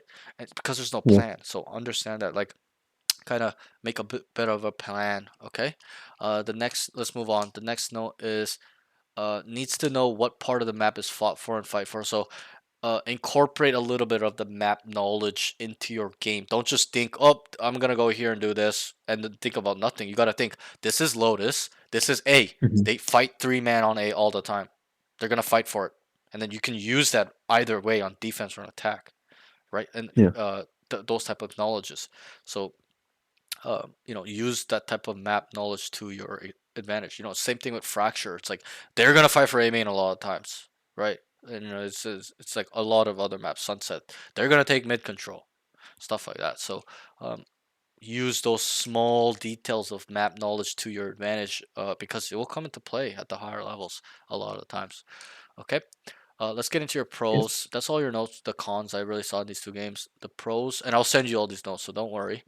Yeah. The pros, comms, I wrote can be potential IGL. Very, very big potential. I think you can be like, not like me, but a high level player where they're taking over the game, not with our aim. Like they're losing the game and they just help the team win the game, not with aim, but with our leadership skills and our identification skills and our adjusting skills, which is the identification protocol I taught you. So it's really important that if you have this potential, you keep working on it. You keep making calls, even if it's wrong. And listen to me, I don't care if it's wrong. Try it. Try something. If you don't know that will work, get it wrong. Learn, right? And that's the best way to get better.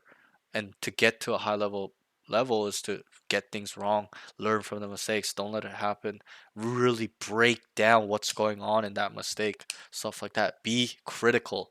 Okay. The next thing is feeds info. I think your feeding info is really good. I think it's almost even like a mortal level type of feeding info. Keep working on it. Get it more elite. Make it more accurate. Because when you feed info well, not you, anybody, that to me shows that they have awareness, right? They're looking at the minimap. They know what's going around them, right? So you're aware. Get it hyper fucking aware. Super hyper visually aware. I want you to call out what's going on across the map from A when they're on B. Telling them they're going in, but you're across the map. because that's what I do. That's how aware I am. I know they're going in on the opposite side.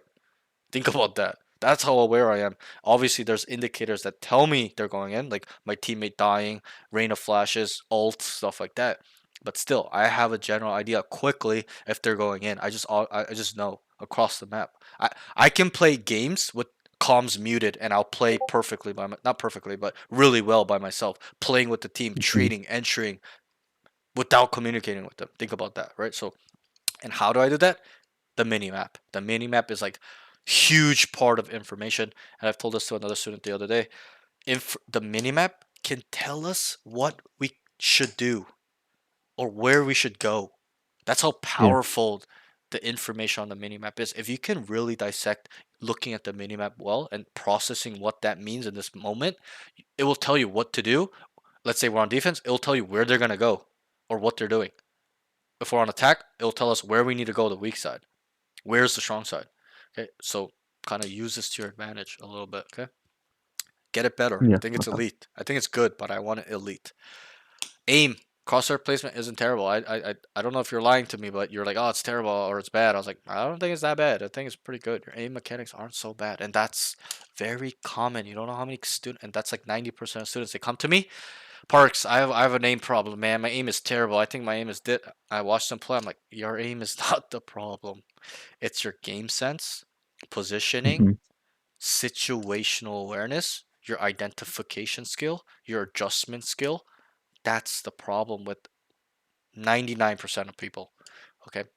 So if you work on these things I teach you, and that's why I repeat a lot of this stuff to every student, it's because these are things that are important and advanced, and that things that are going to help you succeed in winning ranked games, at least ranked. Maybe not in a team setting, but it will transfer over. But in ranked, these are the skill sets you need to develop and master and get elite. Utility usage. Can smoke and dash on a site as entry. Very well. That was good. Very self-explanatory. Smoke placement and timing is pretty good. So I was on Clove, like I said, the place you're placing it and the timing in which you're throwing it down is very good. Just got to keep it tighter. That's it. That's all I have to say with your smokes. Okay. Movement / positioning. I think you're pretty active. You can get proactive. I would like you to take space more. You saw the power in it. Did it work or no? Yeah. You take walking down mid there and flanking. Yeah, it did work. It worked.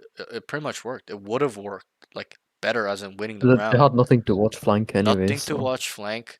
Unaware. Yeah. You created a timing. You add pressure when you kill the guy in main. They know you're there, right? You also had wall, but that's a different story. But it does a lot of things, taking space. Also gains information. That's what you have to understand as well. Okay, so that's that. And then mental game sense. I think overall, yeah, you're just pretty aware. You understand the concepts to some degree. It's pretty good. I'll give it like a 6, 7 out of 10. Get it at a 10 out of 10. Gotta know all your concepts. Okay, and I'll tell it to you right now. It's defaulting, contacting, fakes, executing as in running it down. Okay, and then inserting lurks. What am I missing? Rehits. Did I say fakes already? Yeah, fakes, defaulting, fakes, defaulting. So those are really the basic concepts that everybody uses. Like pros use those concepts. The way they use it's slightly different than we do. It's way more advanced and way more multiple layers of thinking involved with their planning and their plans and their concept usage. But at the base level, they use the same concept. Like when they run a fake, it's a fake, right? Obviously, they add more complexity to it. When they run it down, it's set things they do on site, stuff like that. So understand that these things are very important to not only know, but to master and know what the response should be. For example, if they're fast rotating, we run a fake, run a rehit or default. If they're sitting around defaulting on defense, not rotating at all, hard anchoring everywhere because we've been defaulting, let's run it down. We're going to take a 5v1, 5v2. They're not even going to rotate. We're going to have sight for free, right? Stuff like that. They're lurking. We're going to have to, but yeah, so, a lot of those stuff have like different answers, but I can't tell you there's not really a textbook answer. That's the beauty of these concepts. They can work in any scenario. Just how you execute it in that scenario. Yeah. You know what I'm trying to say? How good is the Yeah. plan? How much are you making it make sense to the enemies as you're executing that plan? It's got to make sense to them. You got to sell it to them, right? So, like that one round, you're like, we got to make noise. Nobody's making noise. It's not going to work. And it didn't work, right? So, understand that. It's how you choose to execute and make it in high detail and add complexity to it. Okay? That's all your notes. Any questions or anything you want to talk about? No, nothing. No. Okay, so I'll Awesome. kind of talk on your mechanics real quick. So this is how you should structure your with you specifically. There's no excuse because you have 50 hours a week. Some other students Mhm. they only have 10 hours a week, so they can't aim train 1 hour a day. That's like Yeah. all their time of playing, right? There's no fucking excuse. You should be aim training 1 hour a day, range 1 hour a day, DMs 1 to 2 hours a day, like 1 hour a day as well, minimum. Like you should be putting 3 hours a day in training itself and then put another 5 hours, 7 hours into playing. But there's no excuse with you. And if you do this, trust me, Wavy, you do this, bro, you will be Immortal 3. If you follow this routine and stick with it, you'll see the progress so quick and you'll climb so quickly because that's what happened to me. I was Diamond 2 when I first went to Immortal 1 the first time in episode 3.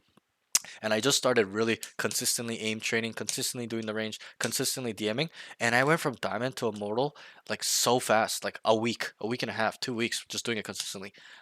Like it's like I was laughing. I was like, "Wait, what the fuck? I'm Immortal!" Like I thought it was gonna take 2 months, right? It took literally 2 weeks. You don't know how fast this shit goes in terms of the exponential growth when you're consistent, and that's why a lot of people don't get that growth. It's because they're not consistent. So get Yeah. consistent. Dig fucking deep. You have 10 hours a day. Use that 10 hours a day. Don't just sit around jack off every day. Fucking use that. Be productive. Work towards your goals in terms of what you want. You want to be radiant, right? So this is how you should structure it. I'll send you the aim lab photos. So it's about 40 minutes to an hour. Okay. So do that first before you do anything. Aim train, range. Okay. 20 minutes to 40 minutes, stuff like that. I will show you a few exercises just now before I let you go. And then you want to do, as a warm up or before you play, you just do 1 to 2 DMs. Don't do a lot before you play. Just do 1 to 2. Play. Then, let's say you want to stop playing or leave some time for you to just kind of work on your aim or whatever. You have 2 options. You can do another set of the playlist, like do the aim training again. That's what I used to do twice. Or you can opt to do 10 DMs and 10 TDMs. Together, if you do 20, it should only take you like an hour and a half, 2 hours. If you think that's too much, leave it at 10 for 10 DMs or 10 TDMs, as in you choose one or the other. You don't do both. But that's really how your training should be structured. Your day should be structured, especially when you have 10 hours a day to spend in improving in Valorant. And I really do believe you will be on the way. If you follow this and stick with it every day for a while. Okay, I'll show you a couple exercises before you go so that you can add to your range. Okay.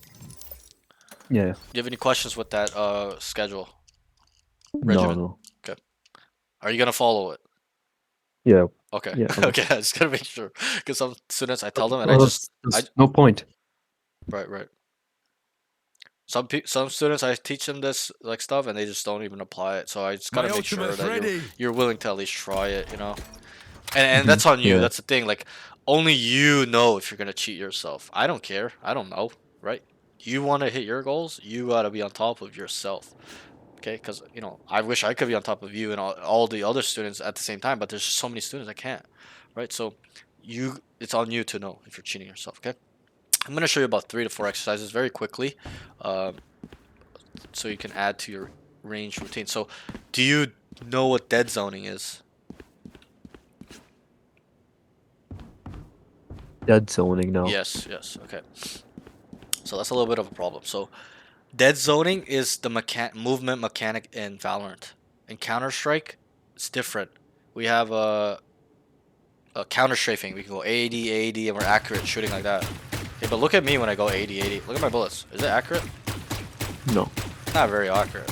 Okay, so in Valorant, there's a different movement mechanic called dead zoning. What does that mean? It means we move, stand still, and shoot, and we're accurate. And that's how the mechanics work in this game. You can't be moving and shooting. Absolutely not. It won't work. You gotta stand still. So what this will train is your raw, pure movement only. So this exercise is called billboard to billboard. That's what I call it. So what I'll just show you 5 each side. I'll show it very slowly. I'm gonna shoot here, move, and I'm not moving my mouse at all. This is a strictly keyboard exercise. Okay. And I want to land somewhere near where I shot. Very similar. Okay. And it's like a little bit of a timing issue. It's gonna be a little bit hard in the beginning. It's like rubbing your tummy and tapping your head. It's a cognitive skill, a little bit involved. Yeah. But so we did 5, right? Now we're gonna cut it in half. So the distance is gonna get lessened. It's gonna be more of a shorter timing in terms of the keyboard, letting go. I haven't done this in a while too, so I might screw it up, but That's fine. That's fine. generally you get the idea. I'm doing it decent. Yeah. I do. So, that's that. And you see how it's accurate, right? It looks like I'm moving, but I'm not. I'm actually standing still. It's just the timing of me pressing the other key, or like really quick, like letting go of the A and then pressing D makes it look like I'm counter strafing, but I'm not. I'm actually standing still and then moving. So this is what that will help you develop. Okay, so I went from here to there, right? 5, and we cut it in half, right? To here, right? This is the half point, right? We're gonna cut it in half again, so it becomes shorter distance.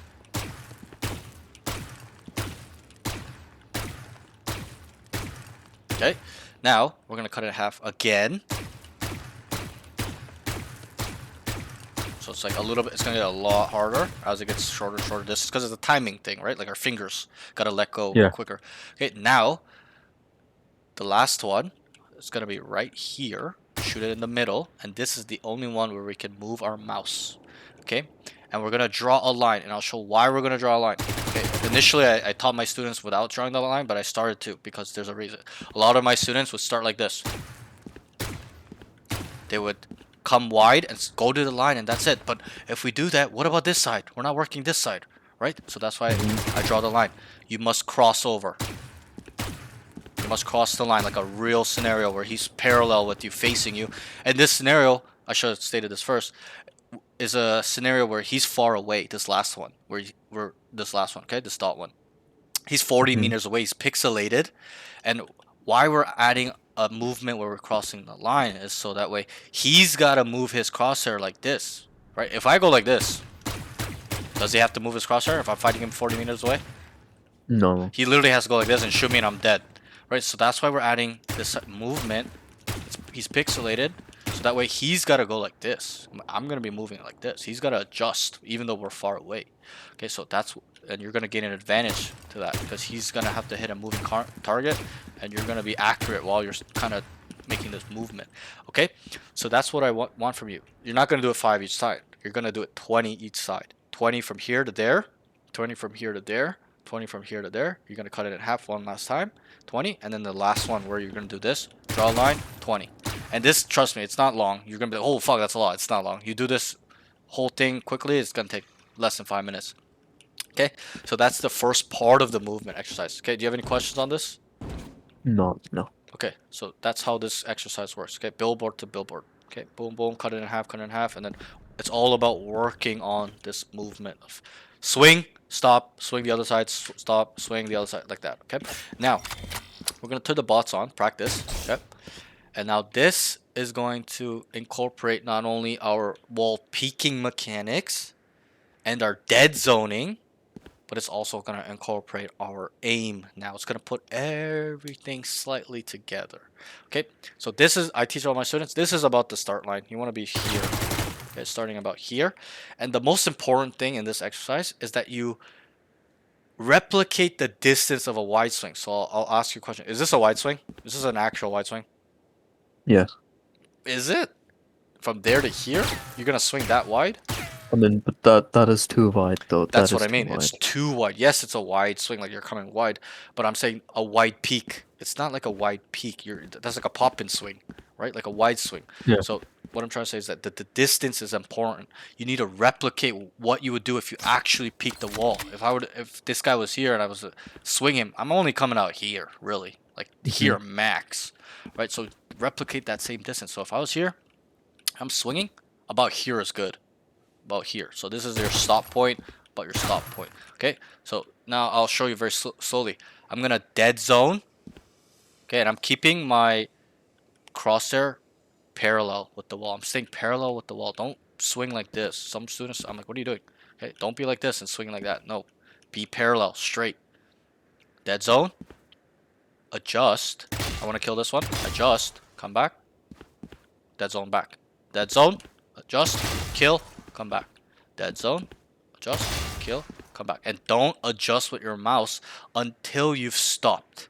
Don't adjust like this while you're dead zoning. Some students do. I'm like, nope, wrong. Okay, got a dead zone. Adjust. Come back. Why? It's so that way, if we were to dead zone a wall, swing a wall, wide swing, and we don't know where they're unpredictably, we're training that little bit of a micro flick there, a little bit of a like aim thing. Dead zone, kill, come back, and always straighten back out. After you kill it, come straight, come back. So we're parallel again. We don't have to come back like this and fix it. Okay, so come back. Dead zone, kill this one, come back.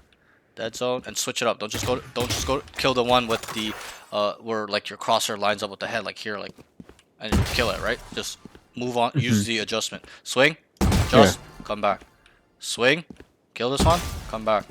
Swing, I want to go to the middle, kill this one, come back. Swing, kill this one, come back. Switch it up. Use that range of motion on your wrist. Kill this one. Okay, this is our D key. We're going right? Now we gotta go left. So we gotta do our A key. Okay, going this way. Gotta train this way of like range of motion too, in terms of swinging and shooting. So yeah, there's two options. You can pretend this is a full wall, like up to here, and then do it from here and pretend it's like a full wall, or you can do it from here. Doesn't really matter. Just remember, the most important thing is you're replicating the distance of a like a true wide swing. That's it. It doesn't matter if you're here. Just make sure the distance is somewhat replicated, and then we're just doing the same thing. Okay. Dead zone, adjust, kill it, come back. Dead zone, adjust, kill it, come back. Dead zone, kill it, come back. And then as you get better, as you master this, you know, you can start adding like a jiggle, dead zone, shooting into it. But don't do that until after. Okay, master the wide swing first, then add the jiggle type of movement after. Or like this will come into play where there's like multiple people behind the wall and you're gonna kill all of them like that. Okay, that will train. Okay, so that's that one, and then I'll show you one last one. Okay. Which is, I'll show you like two more after. That's very quick, but this one, it will take a little bit of an explanation. So in my prime, when I was trying to get better at aim, I obsessed over aim. I literally would think about deleting people all the time. I would visualize it, lay in my bed, etc., etc. I would obsess over it, think about instantly deleting only. And if you go to all my socials in my bio, this wasn't something I wrote when I started coaching. This is something I wrote when I started. When I started uploading my clips 2 years ago. You've read it. It says headshots give me dopamine, and that's how hard I used to beat on myself. I used to say, if it's not a headshot, it's not a kill. Headshots give me dopamine. Must be a headshot. My teammates would even tell me 1 HP, 1 HP, and I would literally go for the headshot. Obviously, you know how silly that is. I can just tickle him and kill him, but that's the standard I had for myself. Need to be a headshot, and it ingrained in me now. It's where I just delete people all the time. It's just very like standard, but just understand that that's what I used to think, and this is what I developed with me, myself. And this is a hand-eye coordination exercise that will help you develop, quote-unquote, I called it at that time 2 years ago, magnetic aim, sticky aim. Now I refer it more to, it goes under calm aim, where you're developing this mind-body connection with your ability to use the mechanics and using your eyes to pinpoint where you need to kill them. Okay, it's a little bit more advanced way of looking at aiming. Okay, and I'll teach you this technique. You need to start mastering this and implementing it to your day-to-day Valorant. Now, it should be life. Okay, when people swing people, usually what happens is people look at the outline of the body. Okay, like for example, if it's unexpected, or you know they're trying to track the enemy, they look at the whole body. They're like, oh, the body's here, and then they start trying to fix the crosshair, right? What you need to do is not look at the outline, but you gotta look at the head, where you want to kill him. And it's the same thing in traditional sports. You don't throw the ball where he is. You throw the ball where he's going in American football. And basketball, you don't look at the front rim and you shoot the basketball. You look at the back rim and shoot it, because it's gonna bounce off the back rim and go in if it does bounce. Okay, but if you shoot at the front rim, look at the front rim and shoot, you're gonna bounce off the front rim every time. And that's a hand-eye coordination skill. It's a mind-body connection. So this is what that will develop in terms of you looking at the head and your hand will fucking follow and delete this guy instantly. Okay, you can train this skill. It's a skill. Okay, so that's what we'll do, that's what this will do. So we're gonna start with easy. We're gonna do it 2 times, and the general rule is 4 strikes and you're out. So if you get under 27, it means not complete. You get 26 with this technique, doesn't matter. Got to do it again. Okay, with the technique at full force, full effort. Okay, and we're gonna do 2 easy, 2 medium. You're not gonna be able to do it even at hard, at not even close. I do it on hard, but you guys are not gonna be able to do it yet. Master it now. You guys need to getting 30 on easy, 30 on medium every time to move up to hard. Okay, but I will demonstrate it for you. There's gonna be a slight delay because I'm matching the bot's tempo. It's not about speed. It's about technique and using the hand-eye coordination skill. Okay, so I'm gonna look at the head and delete it. I'm looking at the head. I'm not using my crosshair to find it and look around. Head, dead. Look, my eyes, my hand will follow. Look, hand will follow. And it's a little bit slow right now because I'm just matching the tempo of the bots. It's slow. Look, I just really want to get my eye work in. Like look and then go with my hand. Look, go. Look, go. I'm a little rusty because I don't really practice this anymore, but in my peak, I used to do this every day. Look, kill. Look, he's dead. Look, he's dead.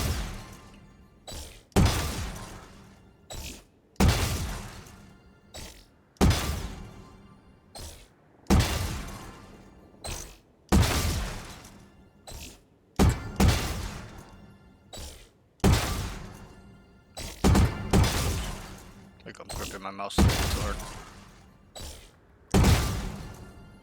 Look. Look. Look.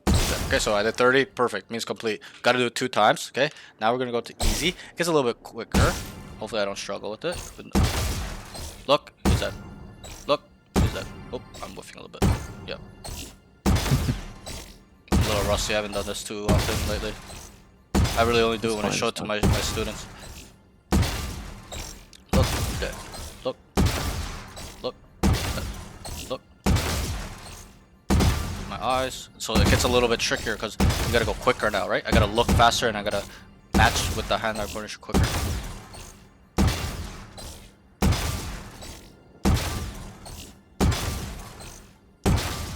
But you see how it kind of locks on the head? Yeah. Like it kind of smoothly gets there, right? Anyways, I didn't complete it, so 25, right? Because I was whiffing in the beginning. So that means I got to do it again. But you get the technique, right? Look at the head. And in the beginning, that's how I want you to do it. Keep your mouse here. Look at the bot spawning and the head. If it's this one, look. And then go with your hand. Build that technique up first. Okay? So 2 easy, 2 medium. Alright, also I'll show you one more. This is something the VCT pros do all the time. Okay, this is a little bit of adding rhythm in shooting and movement together. So they do this. Come to the side, put the bots on. You can add like a slow, like a short rhythm, long rhythm, medium rhythm, whatever. Okay? But you know, it's pretty self-explanatory. Just kind of switch it up. Go short rhythm, long, medium, and then switch up the side as well. This will really help you developing very good fighting mechanics, where you can start dodging bullets like when you're in like mid-fights with multiple people and stuff, where you're harder to hit, right? So that's what this will do. And then also I would recommend doing this one as well. I call this one the left to right headshot. I don't know if you see me teach this one on stream, but what you want to do is, it's a precision based exercise. Go slowly, master the technique, go head to head, and use that technique I showed you, the magnetic technique. Look at the next head you're gonna go before you shoot it. So I want to shoot this one. Look at his head. My hand will follow. The next one, my hand will follow. Just keep going. Keep looking at the heads only. Just the heads. Don't look at the body. Just look at that one eye on the head of the body.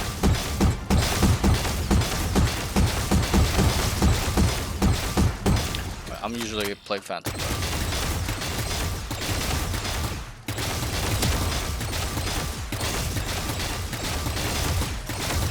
Okay, So you go left to right, right to left. All right. Do you have any questions or anything like that? No, nothing. Add nothing. these to your range. Okay. If you forget, I'll send you the VOD so you can remember. I'll send you these notes as well. So we'll wrap it up now. I know it's been quite long. It was a good session, honestly. I hope you learned a lot. But I did. in Yes. the beginning of the session, I asked you, what is it you want from Valorant? What did you tell me? To hit radiant or high ammo. Right. Now, there's a follow-up question to that. Okay, I've asked all my students this, and you don't Mhm. need to answer it. It's a rhetorical question. What do you want? You said, I want to be high immortal, radiant. I want to be really good. Okay, great. Love Yeah. it. Specific. Now, the follow-up question is, what is it you're willing to sacrifice for what you want? How badly is it what you want? And think about that a little bit. Okay, it's rhetorical. But when I used to ask this question and make my students answer, there's a point where I stopped making them answer it because it's for them, it's not for me. Yeah. Most would say, yeah, I'm just gonna be consistent and play and just, getting better. Okay, whatever, good. Decent, shitty answer, okay? Only a few, very few, would say, I'm willing to do whatever it takes. I'm willing to lose my life, lose my girlfriend, lay my life on the line for this goal. And I'm not saying do that, lose your girlfriend, lose your family, lose all your money.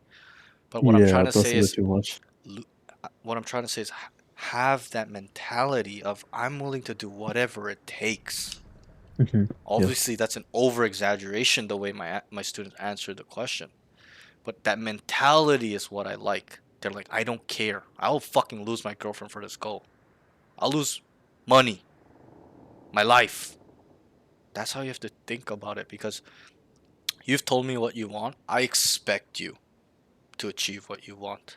What kind of person would you be if you told me you want to be high immortal radiant but you don't get it done? I expect you to get it done. I believe you can get it done. And you got to think the same way about yourself. That you need to at all cost, and that you will, Yeah. and that you can. Because it's important that you think this way, or you're going to lose sight of your purpose. You're going to end up quitting like I did on my dreams. A little bit about myself. I was pro when I was younger, tried to go pro in multiple other games and failed because I lost sight. I gave up. I quit because it got too hard. I wasn't asking myself these questions. What am I willing to do? What am I willing to sacrifice? So ask these two questions every day to yourself, and I'll help you out again a little bit with your mental journey. Even though you don't want to go pro, you have to understand this journey to going to Radiant is super hard. It's really hard. It's not going to be easy. There's going to be a lot of bad days, my friend. Okay, but those that don't quit get rewarded. So don't quit, don't give up, even when it's hard. Get through it, learn, improve, stuff like that. Yeah. Okay. Okay.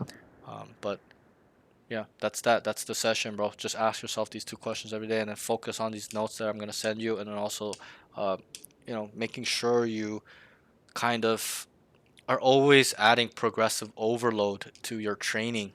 What does that mean? I don't know if you know what the definition is. I'll just tell you. It just means constantly increasing the intensity. Maybe not so much time, not doing it longer, but you pushing yourself to the limit. Faster, faster, more precise, more accurate, faster, pushing yourself in that direction. And that's what you have to do with your training, or you won't grow. It's just like that. Do you go to the gym? Do you work out? Here and there. Yeah. It's the same thing with muscle building, right? And that's why it's correlates to Valorant and aim training, because aim is a physical thing, but it's the same thing with muscle building. If you don't push yourself to hit your PRs and the limit and your max, does your muscle really grow if you just bench the bar for the rest of your life? No. If anything, you you're gonna won't know what your capabilities are. right. Not only that, but you're just gonna regress if you stay on the same weight. You actually get weaker because you're not Yeah. building that, you're not strengthening that foundation. It gets weaker because you're just used to the same weight. And so that's why bodybuilders, people that are getting fit, whatever, always try to hit their max, push themselves to a new baseline of speed or weight or level of whatever it is, intensity, more, right? So add that to your training, because aiming at the end of the day is a physical act. We use our fingers, our wrist, our forearm, our biceps, our triceps, our neck muscles, our lats, our back, our shoulders, our delt. We use almost our whole body to aim. People don't understand that. It's a physical thing. So you got to treat it the same way as muscle building. Okay, add progressive overload. It's got to get harder and harder and harder, more intense, more intense. You got to feel sore all the time. And then that's will build your basis of speed, accuracy, precision, stuff like that. So focus on that as well. And I know it's a lot of information. We talked a lot today. I Yeah. think today Yeah. was a really good session. I really broke down a lot of the stuff as best I could for you. But this is a lot of the high level stuff. Okay. Let me send you these notes before I forget. Okay, do you have any question? Not at all. No. Okay. No. If I do, I'll message you. Yep, about yep. it. Anytime you have a question or anything, let me know.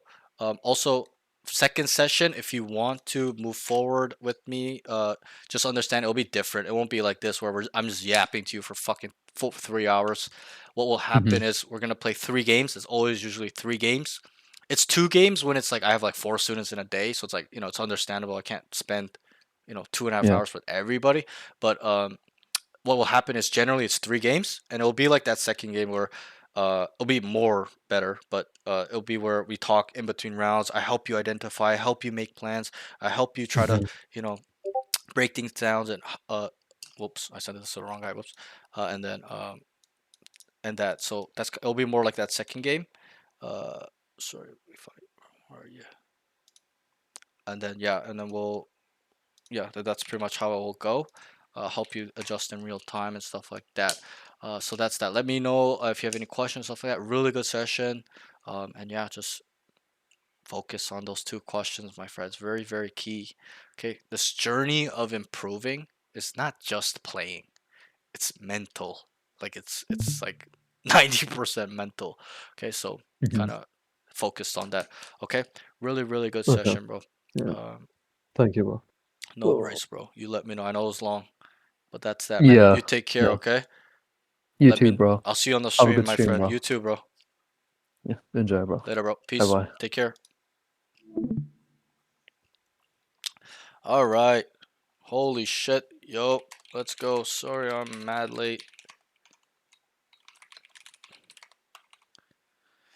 We got one more session, guys. Holy fuck. My chest hurts from yapping. Very good student. Very good student. He's engaging. He's asking questions. He's listening. He's telling me he understands. That's a student that is very, very coachable. He's got a bright future. Some students, they don't engage with me when I'm talking to them. They don't pay attention.